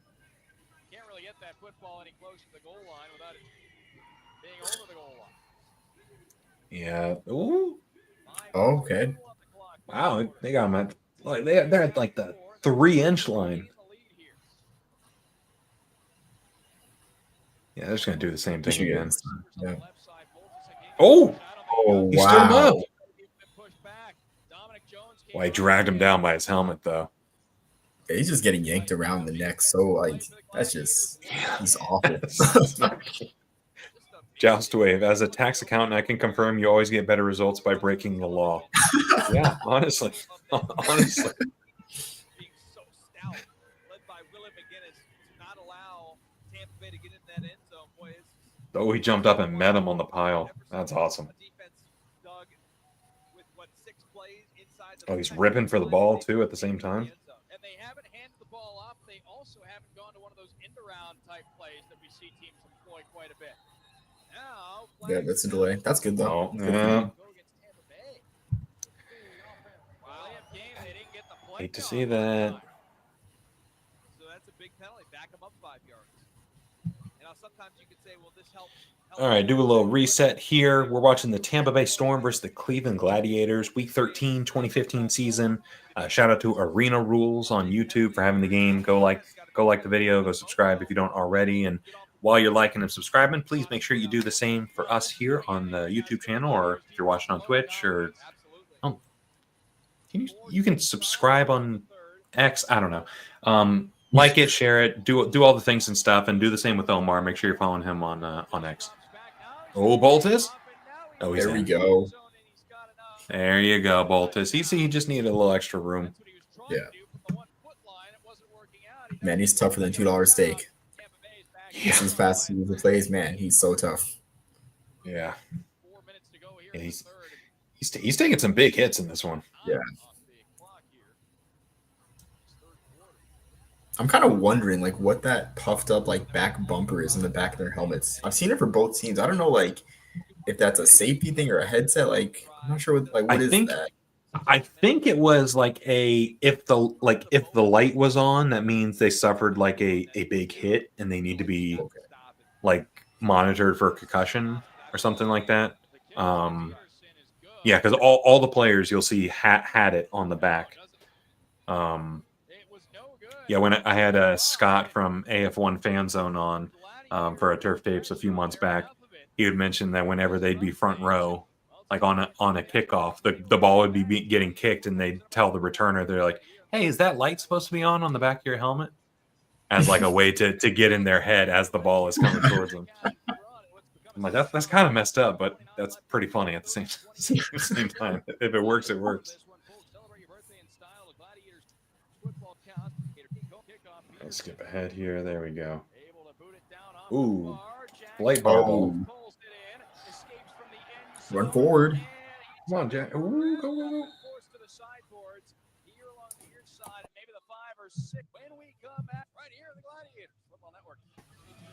Oh, he took a massive hit there. God. You got that ref screen, though. Yeah. He got the benefit of that.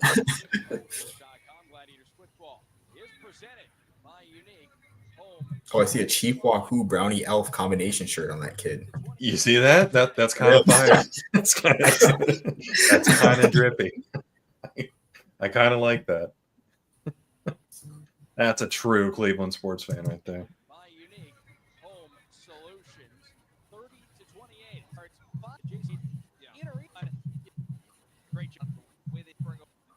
All right, Shane, do something here. Make this a game again. Oh. And it's popped out of the hands of Colin Taylor, reaching over for the Tampa Bay Storm. Was Al Phillips in there and was able to get enough of a hand or arm on that ball. Oh, yeah, broke it up. Good play by the DB. Good play. Yeah. 40 left in the third, and Al Phillips continues to pile up pass breakups. Second down and 10 for the Gladiators from their own 6. Again, going right to left, 3 receivers, right side. Gladiators down to Austin. Drops back, throws. There you go, Taylor. The 20 that plows over the 20-yard line. Taken into the boards by Phillips here on the near side. It's so interesting that, like you mentioned, he had one catch in college. Yeah, I mean, this is just looking at Wikipedia. And apparently he switched to free safety his senior year. Had like 22 tackles. So, but honestly, I'll be honest. Like, if I'm a pro guy, like, yeah, the NFL is a goal, but I would rather be catching 100 passes in the season than being on a practice squad. Like, yeah, it's the NFL, but like objectively, like that just seems more fun. Yeah, right. Hey, he just never saw the field. Oh wow, okay. Big man screen. Let's look at that again.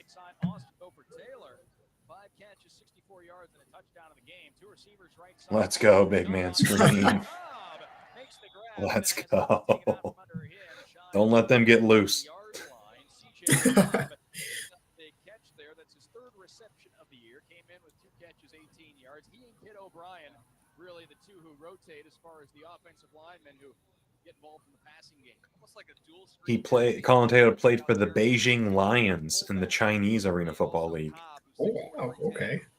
And the Guangzhou Power, and then the Albany Empire. They could have went either way with it. They Yeah, decided pretty lengthy career. backside, and he picks up pretty good game. That should be a meme instead of like Shanghai Sharks, like the Guangzhau Power. Get ready to learn Chinese, buddy.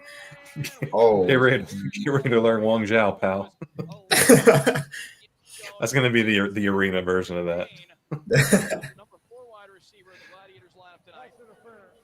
8, defense. 10-yard penalty, automatic first down. Rick J. Hill guilty of the pass interference penalty. Yeah, give him a Wow. little tug there. Yeah, can't do that. The intended man that time, but again, there was no way he was coming down with that as he was taken down before the ball even arrived on the scene. 8 penalties for 38 yards, 5 for 36. He has 8 against them, 5 against the Gladiators. 38 seconds. Not even in the fourth quarter, guys. Dropping back, throws, end zone. Too easy for Oh, no, Wow. Colin. Oh, I spoke too soon. Incomplete.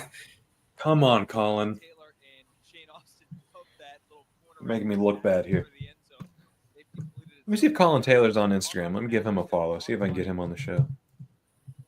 Colin Taylor's got to come up with that one. 15 seconds left in the third. 30-28, Tampa Bay in front. 2nd and 10 for the Gladiators. 2nd and goal, I should say, from Oh, whoop. the 10. 3 receivers right side, Richardson in the backfield. Austin throws to the end zone again. And Oh, what a catch. catch is The made. dude was on his back and he still got it. Wow. Even though there was going to be pass interference on the call, he still makes Just some the grab. real physical play. Like, it's almost like, I feel like it's almost like the comp. I mean, it's like, I guess 80s NBA fans being like, this is how they played in Jordan's era versus like this era. Like, that's almost like what it feels Yeah. like I'm watching. Like, this is just, I don't even see a flag in the area. Like, this, like, he is, arms are across his frame. Like, wow. Yeah, he's all over him. 4:30 Gladiators. Dang, what a catch. Now Trevino on to try and make it a 5-point ball game. I don't think Colin Taylor's on Instagram. That's a bummer. This'll do it for the 3rd quarter. The hold. We'll do some further investigating later. Oh. We'll track him down. We'll find him. Chat. That's your mission. Go find Colin Taylor on socials so we can get him on off the wall and we can talk shop about his career and about playing in Beijing and Zhuanghao. Payne's first receiving touchdown of the season is a big one. It's right here in the 4th quarter. And the Gladiators All right, 34-30 entering the 4th. 4's up. 4's up, chat. 4's up. Is on the bench with Corey Payne. Well, I was until he had to get called out on the kickoff, guys. Touchdown in his first game, doing double duty. So he caught the touchdown even though he was grabbed and pulled down with a pass interference penalty. Ready to talk to me. They said, we need one. He put his helmet on. He's back out there. He's number 3. So he's doing a little bit of everything in his first game, fellas. Hey, Kenny, any thoughts Let's there? go. Catching touchdowns on the kickoff coverage team. Just do it all. Up 4, 15 minutes on the board. Will be the final 15 minutes of Here's that catch again. in tonight's game. Yeah, all over him. Close out Jeez. and give the Gladiators this lead. And it was in the back of the Gladiators. It's gone into ball left with 2.5 seconds to go in the first. In the net again. That would have been a deuce. Trevino put it right through the uprights into that netting, and it took a drop into the seat. I'm just still mind blown like that the AFL got rid of that rule because like that's part of what people want. People want points on the board, and I know what you Yeah. said. Like, you know, it's the sports part, but like people love high numbers. Like, Yeah, the deuce is still live, but it's just the rouge where like if they don't return the kickoff out of the end zone, that's what's no longer live. shoot, my bad. Yeah, I'm just mixing up my terms. Yeah. See, this is why they needed to simplify. They needed to. There's way too many ways to score. Yeah. Oh, Sports Archive found a Facebook for Colin Taylor. See, there we go. There we go. We'll track him down. Inside the 5-yard line, and then we'll be fine. Because all of a sudden the defense decides to show up down there around the goal line, out in midfield, in the field. It seems like we've allowed a lot of space for these Tampa Bay receivers to run around. Two receivers right side. Oh, step up. Oh. Taken down around midfield. A quarterback sack. Mike Alston looked like he got a little piece of him. The up the middle has been there the whole game. Like the up the middle scramble has been there. So that was a life-saving play right there. Just not pulling the trigger on it. Willie McGinnis made the last contact. So that'll back the Tampa Bay Storm 96 a just couple of yards to like midfield. it looked like it was a flag football tackle where he pulled his flag. He managed to yank him down. You know how strong you have to be to graze his thigh and tackle him? That sounds impressive. Wow, he just threw that blindly. Oh. Dominic Jones in the way. Like he that was was a looking prayer. right at the release. He He's like said Oliver's he- down there somewhere. Yeah, he said he's exactly. TT's down there somewhere. Just yank it. On Voltis, take a look at it just enough to force it off his back foot. It allows Dominic Jones to Oh. get an extra second of the game of the High game, point. and it's so Got a close. high point. And it's all To his credit, though, either his guy was catching it or nobody was catching it. So it's Yeah. pretty good, and all things Yeah. considered. All night if they're able to shut down Tampa Bay on this drive. Here's Voltis dropping back over the middle. Oh, intercepted! Get up and go! Oh no, he was down. He was down. Or not. It is picked off. Wow, what an Goes interception! down by contact after the interception. It doesn't matter. It's Gladiators football.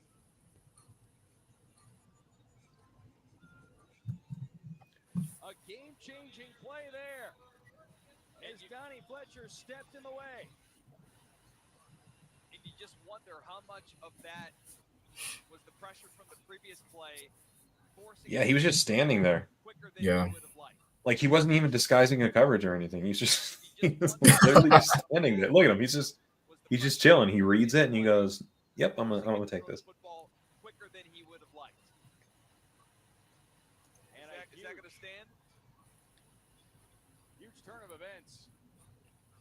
Yeah, I think it's going to stand. Yeah, it's clean. Take a look at the second look on replay.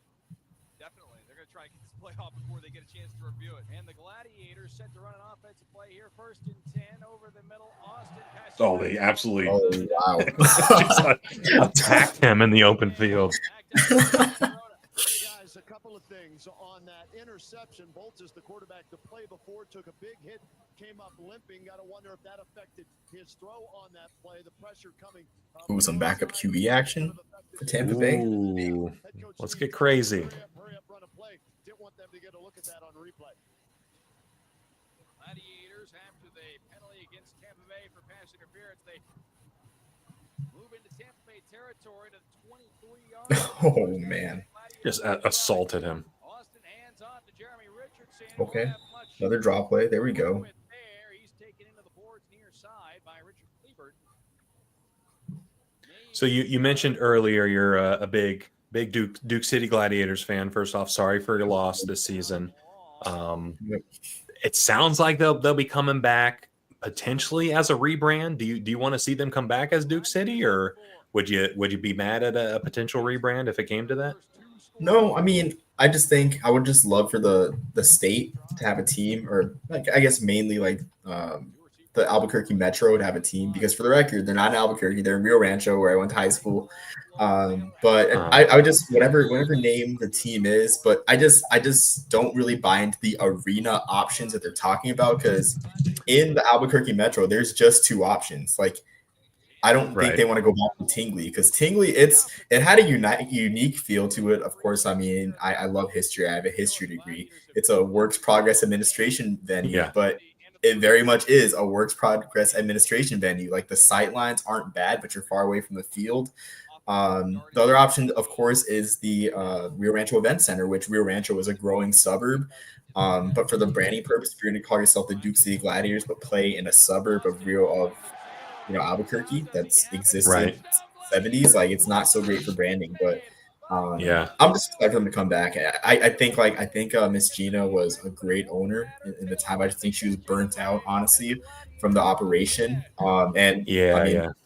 She dealt with some stuff like after the year with her husband passing away, which I offer my condolences to her and her family. I just think we just needed a fresh start. So hopefully, I just hope they just can do something different, like with the community. Just get the community involved, honestly, with this team. Like this is New Mexico's team. Like, to be frank.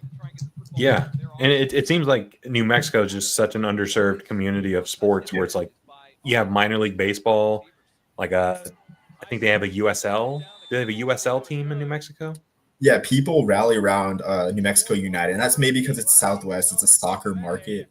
Right. But I mean, I would just love to see a similar effort, like even if it's a partnership with New Mexico United, which seems wise, or they do something like this where like they dress up like the Isotopes one night. Yeah. Just anything.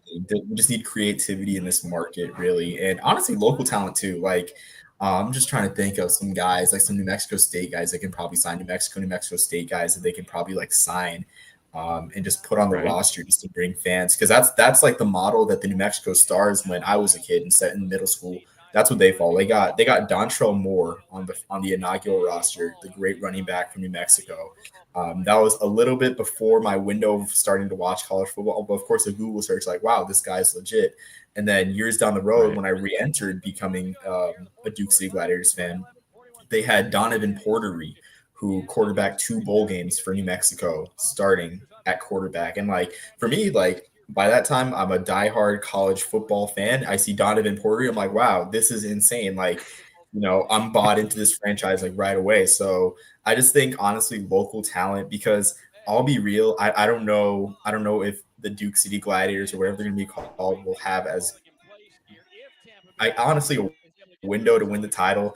I feel like they're just there to contend for titles, but yeah, I mean that was like, definitely the case for the talent. Yeah. Go ahead. I'm sorry. I'm sorry to interrupt you. No, I I was going to say that. That's definitely. Oh, big time catch! Wow. There you go. But yeah, that was definitely the case with the recent Gladiators of the past couple years. But the beauty of the IFL is you can easily go worst to first. Oh yeah, just based on how quickly the roster turnover is. So we've seen it happen a couple times over the past couple of years. So every season is a literal rebirth. And I mean, nothing against the roster from last year. Love watching those guys, but I mean, it's just great. Like the situation, what birthed out of it. Like Hassan Rogers played himself into being a name in this league at quarterback. Like some of the performances he put last year, just with the, I guess just with the talent around him. I mean, his ability as a runner, and this is the guy that, wow, okay, he just killed the kicker. Oh my gosh. But Rodgers threw, I think, like less than 10 passes in his college career as a quarterback. And for him to literally be, I mean, I don't know like what the scouting department, how they found him. They're just like, here's a guy that wants to play quarterback, let's give him a deal. Right. I mean, I'm glad like, I'm rooting for him at Tulsa. Like, I'm glad that he found a place to play and he really was electric. Yeah, he was dynamic. Like they needed a spark badly at quarterback when he dropped in, and he was able to tuck in and run on a couple things. Like I think there was a game he had close to 100 rushing yards. Like he was very dynamic for Duke City. And yeah, the pieces were there last year. They just couldn't put it all together. Like they didn't have they had a bag of Legos that they could build something, but they just didn't have the instructions on how to build it. Yeah. So it was like, dang it, it's right there. It's all there. We just can't figure this out. Yeah, they were kind of just out there just playing, getting some fresh AC every week, putting a team out there. And, I mean, just making things happen. But, yeah, like, I just hope that they can, come back, give the fans something, win a couple games, sell tickets. Right. But it's a tough situation because money's limited in New Mexico.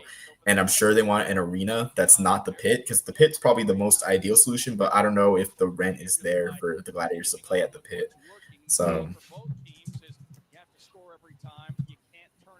yeah, that's what makes it so tricky is when you have limited options like that. It's like, all right, where are you going to go? Like you said, you've got 2 options. If you're not playing here, you're playing in Rio Rancho, and that doesn't seem like the best option.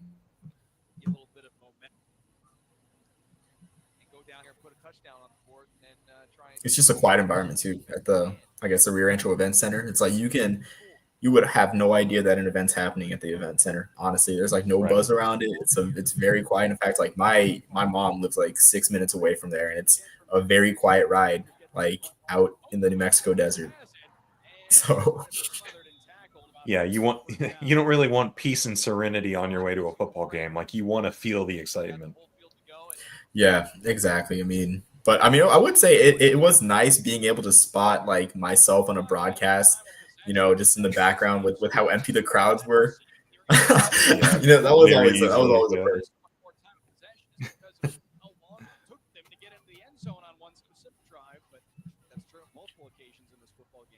Receivers left side, Austin, a dump off, Amari Jackson out of the back. Oh, nice. Amari Jackson. We've been hearing his name a lot. Let's dig in on Amari. What do we got here? I think that's actually going to go down as a run because that was a pass behind the line of scrimmage. Amari Jackson, 6'5", 225 from South Florida. And he'll lose yards, but they've done that multiple times. That's not exactly a kick returner's build. He's been doing a great job returning those kicks, but yeah, no kidding. Yeah, he's a massive receiver.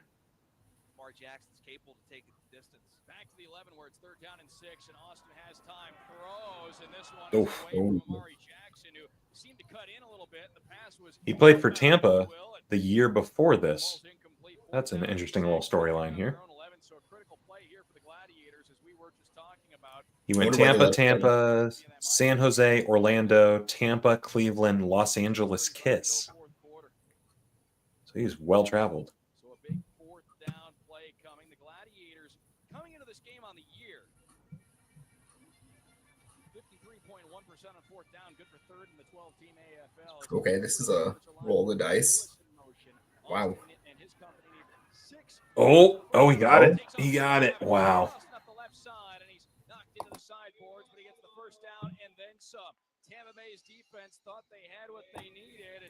That Jack linebacker took one step to the left and he was toast. Just great awareness by Austin. He knows he's got to pick up the 1st down to keep the clock going here. He doesn't want to give up the ball on down, so he smartly takes off. He knows he can pick up the 1st down. Yep. Oh man, 8 could have had him, but he bit. Like, look at this.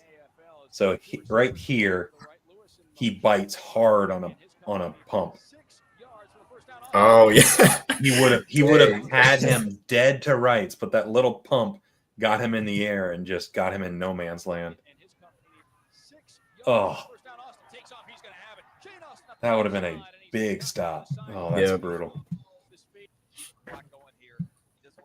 Yeah, you can see it here. Jump. That's tough. That's a tough look.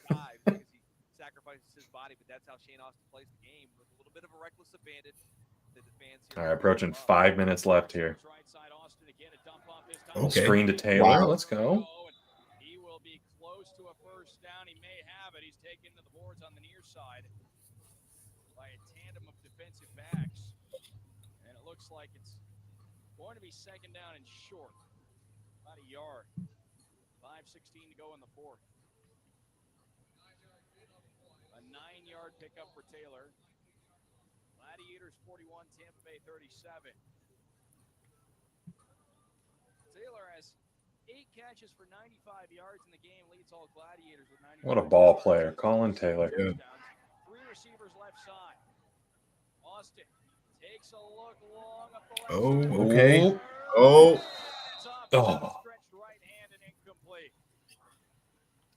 I wouldn't be mad at somebody having this color scheme as their normal color scheme. Like, I kind of like it. I kind of like it. Yeah, if they just balance out the maroons and yellows, like I'm down for it. Do an all maroon, all yellow, all white. There's your 3 right there. Certainly at the end of this play, it's difficult for him to get it around. Take a look the 2nd time around. Maybe it's a I wonder what that guy said. Yeah, I was about to say, what are you possibly saying in that moment? He just walks up to him. He goes, take a look the 2nd time around. "Hey, get him next time, pal." It's a good no call. Any lip readers? What could you possibly be inspiring him with there? Well, he did have a microphone, so he might be like the in-arena MC. Yeah. 2nd time around, maybe it's a left fourth quarter, 3rd down and 1. And now we've got a whistle, and the play's not going to take off. Oh, timeout, Cleveland. Remember in the first half, Steve Tunn here to see what this call is going to be on 3rd and 1.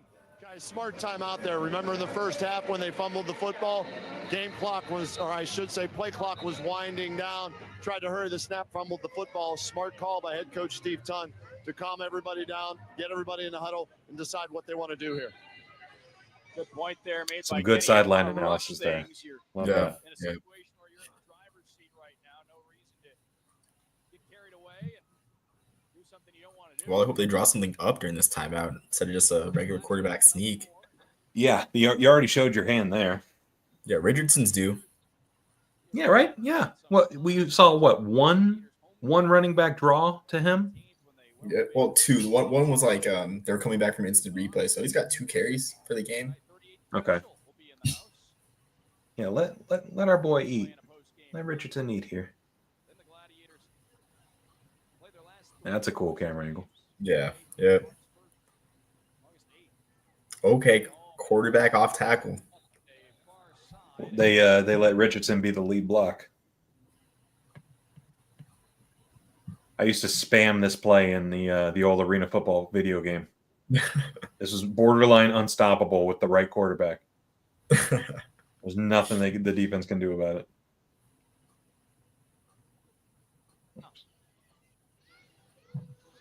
Looks like it will be enough. 37. Shane Austin line for a first All right, down. now you got to start looking at the clock here. 3:40 left, up by 4. You get a touchdown here, you're going to feel really, really good about being able to possibly close this thing out. Score a touchdown here. Feel really good about. Ooh. Wow. Oh, what a catch. Gladiators. 2 touchdowns. What a catch into the wall. It amazes me the ability of these players to be able to catch the football, knowing they're going to run into the wall, and Corey Payne. That's the biggest thing for me. Is just like you have to intentionally forget the wall is there, because otherwise you're going to be playing scared the entire time. There in the back of the end zone, he comes up with the catch. That's what the doctor ordered. Like when I was talking to Nick Brazel, newest episode of Off the Wall, everyone go check it out. He's the guy who caught the Hail Mary for Oregon that won the game this past weekend against Southwest Kansas. He mentioned we were talking about it. He's like, I forgot the wall was there, honestly. Like I was just so focused on catching it, and he caught it, and he immediately hit that wall. But he's like, I forgot it was there, so I couldn't be scared of it because I couldn't remember that it was there to be scared of. So it's like you literally have to erase it from your mind and be willing to take the impact. It's a crazy psychology to it. Yeah. 2:36 to go here in the 4th. Gladiators by 11. All right, 11-point lead, 2.5 minutes left. Looking pretty good for Cleveland. Not impossible for Tampa Bay. Has done a nice job all evening long. And that was a good drive. Took 4:40 off the clock. Yeah. Yeah, Sports Archive. See, this is a real ball knower. He played. That's a play in the Arena Football video game. Yo-yo flat. Yes, that was a good one. That's a great play. This question for you, Troy. Have you played Arena Football Unleashed? Because I cracked that one open a while back with my PS. I haven't hooked up my PS1 since I moved from El Paso, but Kurt Warner's Arena Football Unleashed. I know that one. I know people talk about Road to Glory, but yeah, that one's interesting too. I mean, I feel like that one's definitely like a game that people forget. Like they don't talk about it when it comes to like the Arena Football game, like gaming sphere. I guess for a reason, it's a PS1 game, but just wonder if you cracked that one open. I've never played it, and every single time I go to like a retro video game store, I look hard for it. I'm like, all right, PS1 games, let's dig in, let's see if we can find it. But yeah, it looks very much like it's a little more arcade NFL Blitz-ish in a way, which is great. I'm okay with that. Yeah, I mean the thing there is you can actually drop kick. I think it's like one of the few like sports video games or football video games ever where you can actually drop kick, and I do that every touchdown. Cool. Yeah, very hard, but every touchdown drop kicking. Yeah. I think we've only seen one team attempt drop kicks so far this season. It was San Antonio in week 1 and the dude missed every single one of them, and he was cut a couple days later. It was bad. It was bad. He looked a little uncomfortable, and then again, you talk about the stats there, the 8 in a row. He really settled down and looked really confident. Boltis throws to the corner of the end zone, too high for Gregory. But yeah, Lakaya, he's one that was really good with the drop kick. So I'm curious when if or when we'll see him bust that out this year for San Diego, because he was pretty efficient with it.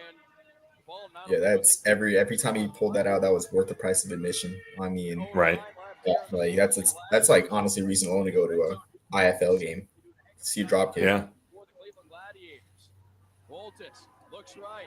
Ings stumbles. I think last year he had like 25 points in a game To the end zone. because he had like 6 deuces, a field goal, and like five extra points. Whatever the math was, it was a ton of points. And it was like, man, a kicker single-handedly had 25 points. That's nuts. And with that, we will step aside. Gladiators football presented by Unique Home Solution. Right here. All right, 1 minute warning.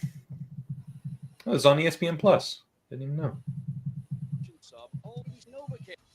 Gladiators up 4, rooting up Tampa Bay. Third meeting of the year between these two teams.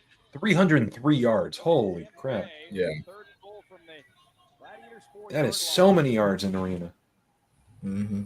Must score as soon as possible situation for them. Boltis takes a look. He scrambles and has to dump it away. Boltis, man. Fourth and goal again. Uh-oh. You're going to have an injured Tampa Bay. That's not good. Player down. Looks like it's Jerry and Moreland. Their big offense. Because What happened? Oh, he just got rolled on. Samuels has to be scratching his Right. because they've had no Oh, answers to the Gladiators' red zone defense today. His leg was planted. This guy rolled into him. Ball gets inside the 5-yard line. The Gladiators seem to be thriving. They are embracing the opportunity with ball in. All right, 4th and 4. 4th and goal here. Oh, new fullback. Boltis running out of time, throws, and a flag is down. Oh Wow. Wow. I don't know about that. I don't know about all that. That's a little crazy. Well, it's the right call. From my vantage point, I'll take another look at the replay. Boltis is having a hard time. Oh, look at the All right, show stance the on that guy. replay. I guess he's chilling. Tough time pulling himself to his feet there. You're talking about the sideline guy? Yeah. Not a care in the world. Look at this guy. You're like, yeah, chain gang. It's just whatever. You know, I'm on the field with the boys. He is kicking it. Have a day, sideline man. Boltis had a tough time pulling himself to his feet there, it looked like. And now it's going to be first and goal from the 2. It may be a little bit of a ticky-tack call. My initial read looking at it was Ooh. Yeah, I don't know. Ooh, the problem is that Gregory's body, right when the football is delivered, that's I don't know. coming from behind, and he's able to turn Gregory with the football going to be It seems like the DB had really good positioning there. Is that Gregory's body, right when the football is delivered, you have Shaw coming from behind, and he's able to turn Gregory's. I don't know about all that. And they look for that, and that's all you're going to get. You're going to get the call every time. Refs need to keep Tampa in the game. Yeah. The fix is in. The fix is in. First and goal from the 2. Kurz made the call, said, you know what? 7.8 on the clock here. We need to keep him in it.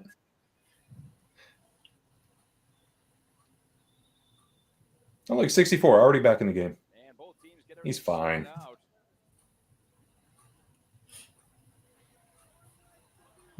Looks like possible. All right, here we go. Oh, they put time back on the clock here.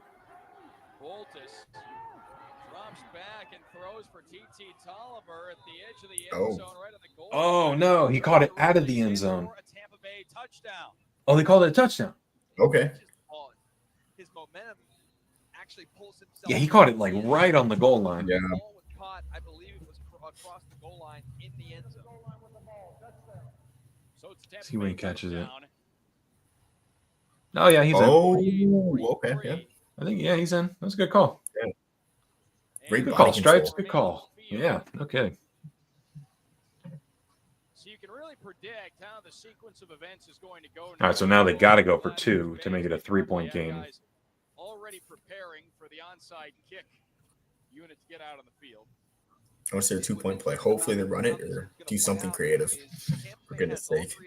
Yeah, their track record is probably going to be a post to the corner. Yep. Throw it to Gregory. Throw it to the tall guy. Or 17 cutting across here. Yep, there. Yep. The fan swiped it. No. Oh, fan interference. No. Oh, no. Oh, no. No way. You going to call fan interference on that? I thought I saw. So, look. 2 gets it. Oh. That's a pass breakup by the fan. She earned a PBU. Look at her go.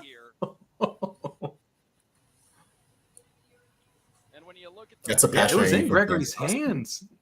That's wow. That's fair. Yeah, wow.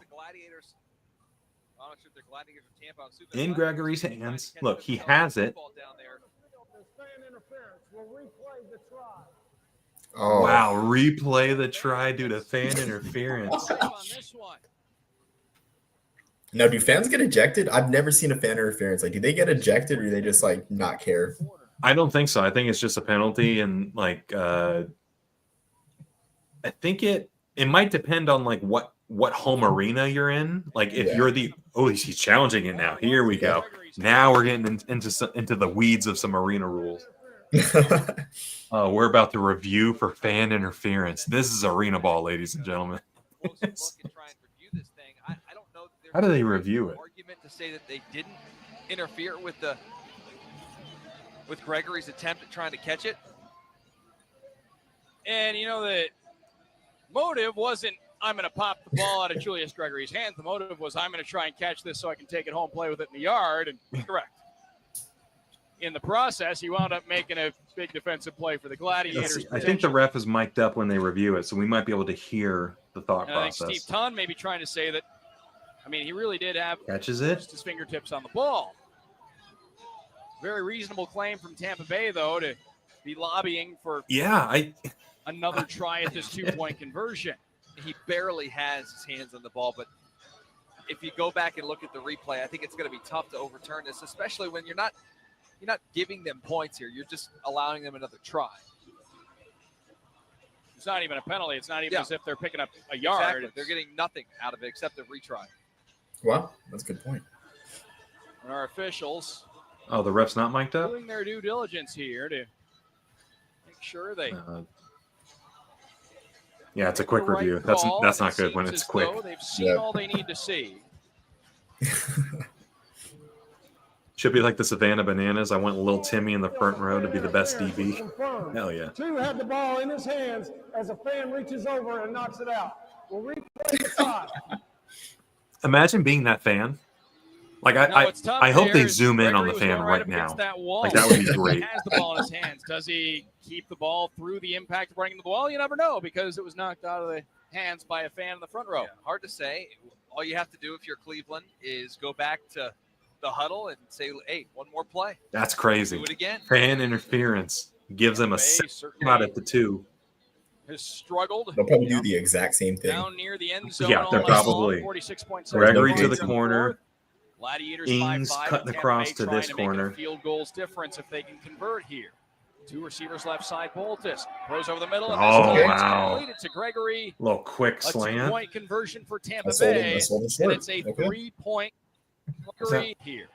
That was a little rub route by the motion man. Difference if they can convert here.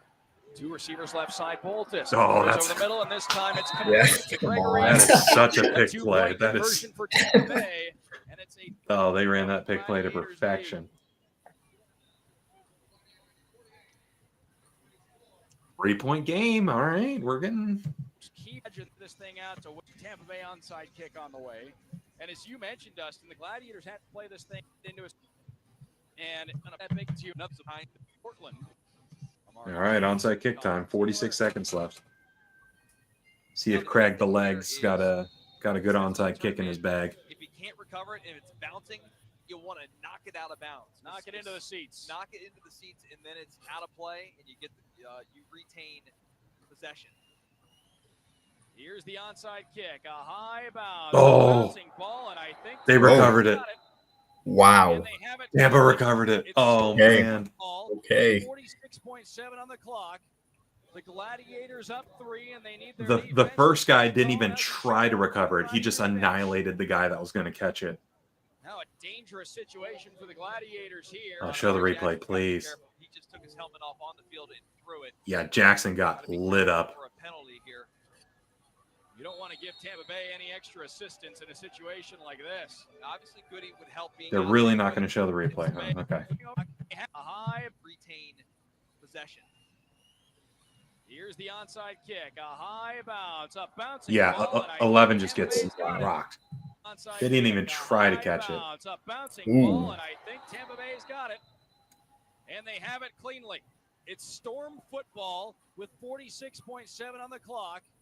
The Gladiators back Wow. assistance and assistance. Team to knock I see why he was mad. I get it. hop, and then all I of a get it. sudden It hits Yeah. a Tampa Bay player after it goes 10 yards. Tampa Bay from their own Oh, focus, they okay. started the drive Oh, no, he with a missed it. Boltis Nope. Overthrow. Overthrow. directed toward TT.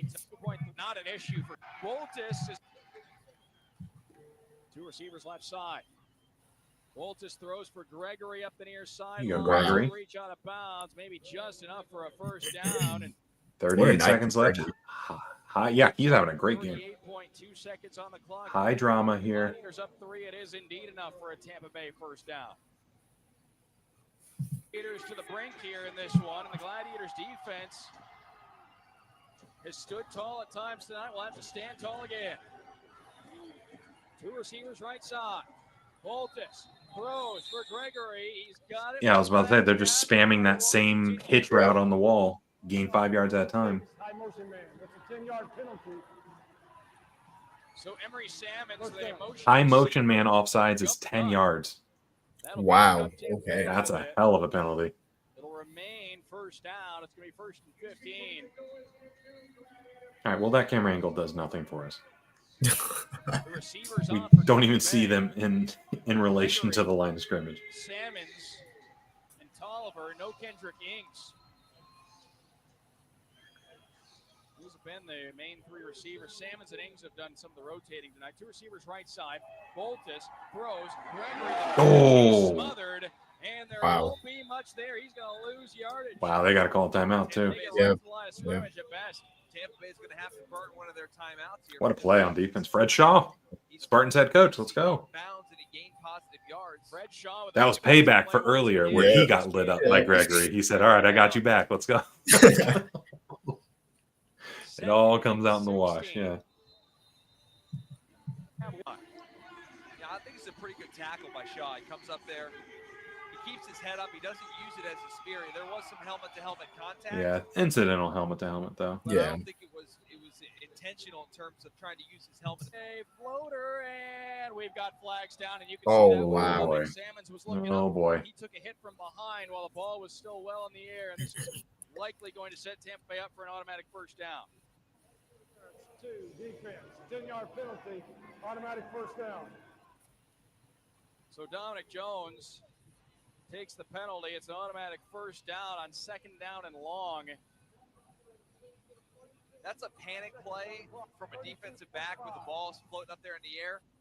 It was a kind of a wounded They put duck 6 type seconds of back on the play. clock for that DPI, so that's huge. You know, Jones Went from is 26 to 32 seconds. He thinks he can go up and make a play. As the ball just hangs up in there, I mean, if they had the personnel like Cleveland, a draw play would make a lot of sense. I don't know how many timeouts they have. I'm kind of lost count, but with the amount of time they got, 32 seconds, and probably at the 25, yeah, 24. I'd call a draw play if I had Cleveland's personnel, but they just got that lineman. Oh, wow. Good play, Dominic Jones. And way to come back by Dominic Jones. A play after getting a big pass interference.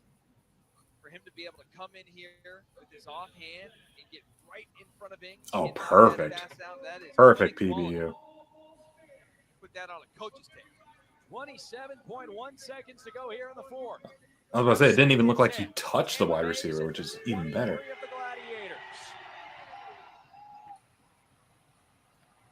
Gladiators trying to sweep Tampa Bay and get to 8-5. Tampa Bay trying to get the 500. Boltis. Time.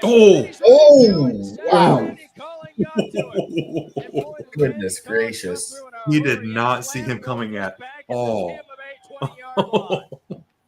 Looked for a moment there like Boltis was going to have Oh, time, man. and all of a sudden, shot out of a cannon was Randy Culling. Oh, he got I don't hit. know if Boltis is going to be fit to Dang, stay in this 73 game. He's guy. taking some serious licks. Yeah, he's limping after Got the play. handled there. Play by Randy Collins just out of nowhere. Jeez. He comes in and gets that sack. Oh, and man, that was Tampa Bay's forced to use another that was timeout. violent in real time. Let's go back and watch it in real time. Sweep Tampa Bay and get to 8 and 5. Tampa Bay trying to get to 500. Boltis. Time. Oh. And he's running into and sacked. Randy Culling got to him. And boy, did Randy Culling come through in a hurry and from Wow. Big Big have hit. time for it. 21 and a half 6'5", 325 out of Gannon. Whew, that's a large Still not human. a situation where you Yeah. have to be too concerned with the clock that's left if you're All right, 3rd and 15. On 3rd and 15, Boltis for Simmons. He's got Wow, it. what a catch. Oh, Gets out of okay. bounds, stops the clock. Okay. Tampa Bay Storm, Dominic Jones Oh, on the boy. stop, didn't let Salmons get any further than I know he Josue did. put Down this to a little about while ago, but it still 9-yard applies line. now.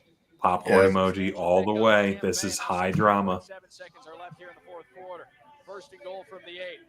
So Tampa Bay struggled all night long in the red zone. The Gladiators defense has been I mean, very seeing good this, all it night kind in of the red reminds me zone. of like the They debate. need It's to like, be do you very good run one more prevent? time. Like, if what you've been doing has been working most of the game, like, do you run Gladiators came into prevent? this one tied for Right. 4th in red zone Yeah. And like now they got 16 seconds, goal to go, 2 or 3 plays. Like, Two receivers ooh, lined up to the left it's crazy. of Boltis. He drops back, pumps, and lets it go. What was that? Oh. Fletcher with 12.2 seconds left. It'll be 2nd and goal. That's probably for the 8. best that they I think Boltis' dropped first that. option was better. He pumped, went to the side of the field where there were more defenders, and it didn't work out. He wasn't confident in his initial read.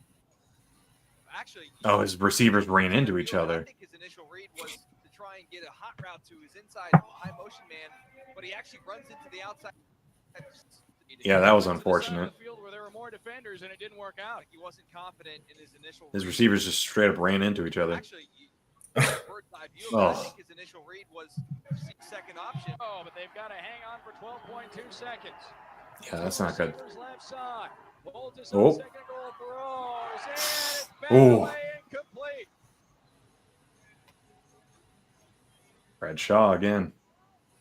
This Fred Shaw guy's pretty good. He's a future in the league. 3rd and goal from the 8. 4 seconds left here in the 4th. Gladiators by 3. Oh, we got the Idaho game started already. 7-6 Idaho. All right, we got a banger already in the works there. Yeah, I saw Idaho didn't even promote their own game today. Like, not even a Twitter post. Like, or sorry, an X post. Yeah, on Instagram, all their latest posts are about their cheerleaders for like the past 3 weeks. Oh, wow. They've been I mean, playing, you know, like they've been playing games. Have that little confidence to get an interception more than the fans down in the front row. No doubt. 2 receivers left side. Boltis drops back, throws, end zone. Gregory. And he's got it. He got it. Touchdown with 2.5 seconds to go. Wow. Taking a 3-point lead. my goodness. Okay. Okay. Got some road fans cheering. Dang, that yeah, what? Oh, he hit the LeBron celly in Cleveland? That's tough. That's tough. Well, look, the onside kick was the play of the game to this point. To get Wow. Oh, Ooh, that's high point. Oh, there's a fan again. There he That is. fan's not getting involved. We needed you. We needed you. Drive started with 46.7 seconds. Oh, that's a perfect throw. Perfect catch. And he's able to knock it through. So it's a 4-point game, and a field goal won't do it for the Gladiators. Wow. Oh, They're man. in field goal position.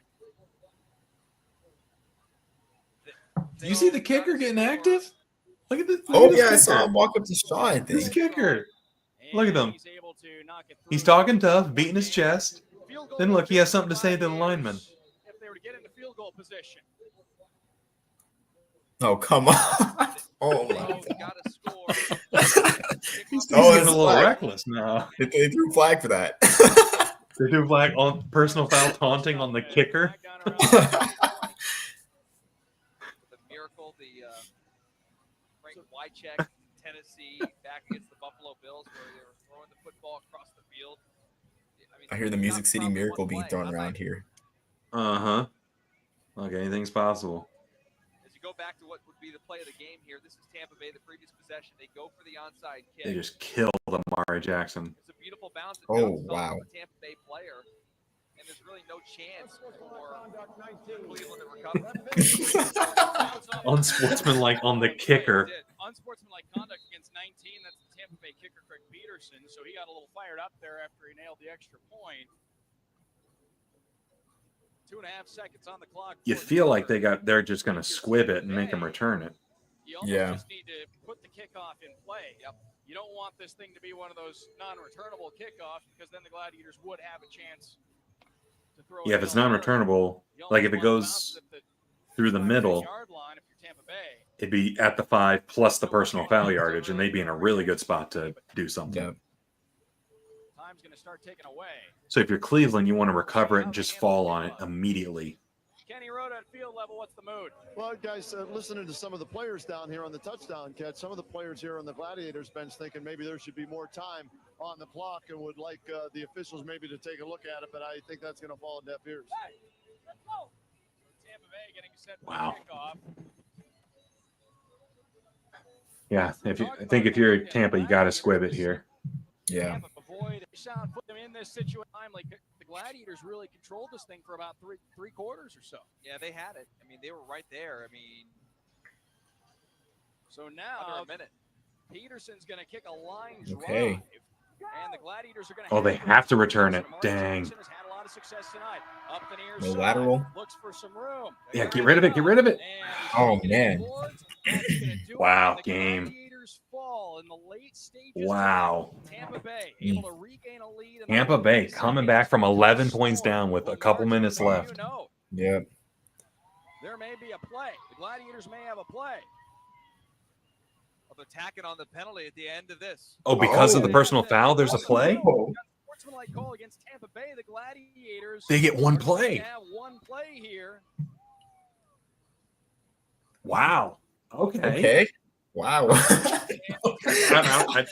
I don't know about that rule. I don't. That doesn't seem right. But okay. It kind of checks out because you can't move the ball back any further, so it checks out. Yeah. That's true. Damn it! Untimed down to end it. Oh boy.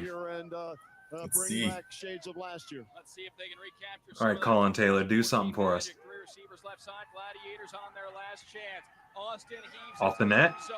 Off the net. Takes a bounce. Oh, he almost had it. Incomplete.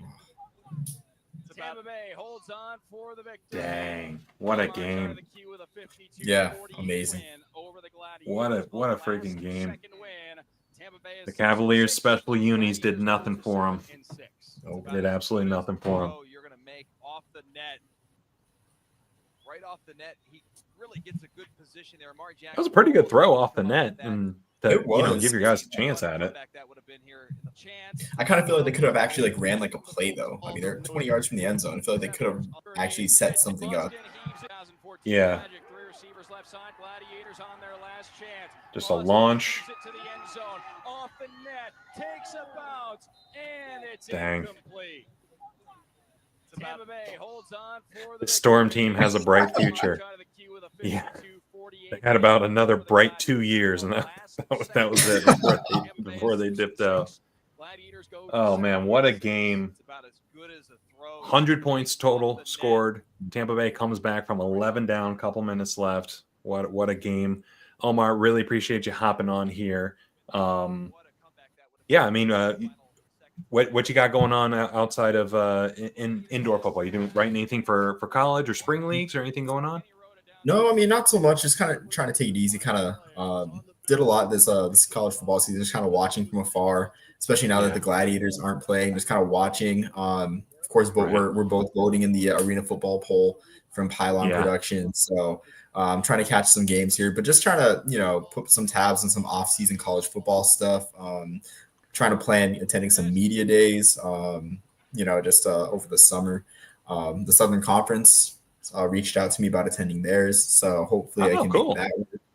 But yeah, just kind of taking it easy, just kind of enjoying things as a fan, and just like writing what I feel really, and just kind of, sitting back and just like looking at the whole landscape of arena football, just trying to learn more about the leagues, especially now, which, I mean, it's a polarizing topic with the IFL network. I have not subscribed, unfortunately. Right. So just kind of enjoying Arena Football 1 and the National Arena League. So Right. yeah, that's just what I'm doing right now. Awesome. Well, everyone go follow Omar. He's a like I said, he's a treat to follow on X. You'll get a good little nostalgic timeline cleanse every now and then of an old player, old team aesthetic, old team from the 70s. You're like, I didn't know they existed, but now I do. So yeah, really appreciate you hopping on here and joining the Turf Tapes. Mass Pirates Nation, it's about time you got in here, bud. You missed a great game. Tampa Bay 52, Cleveland 48. It was a banger. But I appreciate you popping in here, Mass Pirates Nation. Yeah, this was fun. Omar, really appreciate you hopping on here again. We'll have to do it again sometime in the future, maybe towards the end of arena season as things start to wrap up. But yeah, everyone watching the stream, appreciate you checking it out. Appreciate you hopping in here, whether you're watching on YouTube, watching on X, or if you're watching in the future on Evergreen Now. This will be on Evergreen Now in a couple of days, so it's exciting to see. But yeah, thank you everyone for watching the stream. We'll do it again here in a couple of weeks. Turf Tapes is not going away. We got some cool things in the works that we're planning on doing. So take care. Have a great rest of your night. Go watch Idaho Shreveport. Go watch Billings Washington. We got the night of arena football is just getting started. This was the appetizer. So go check them out.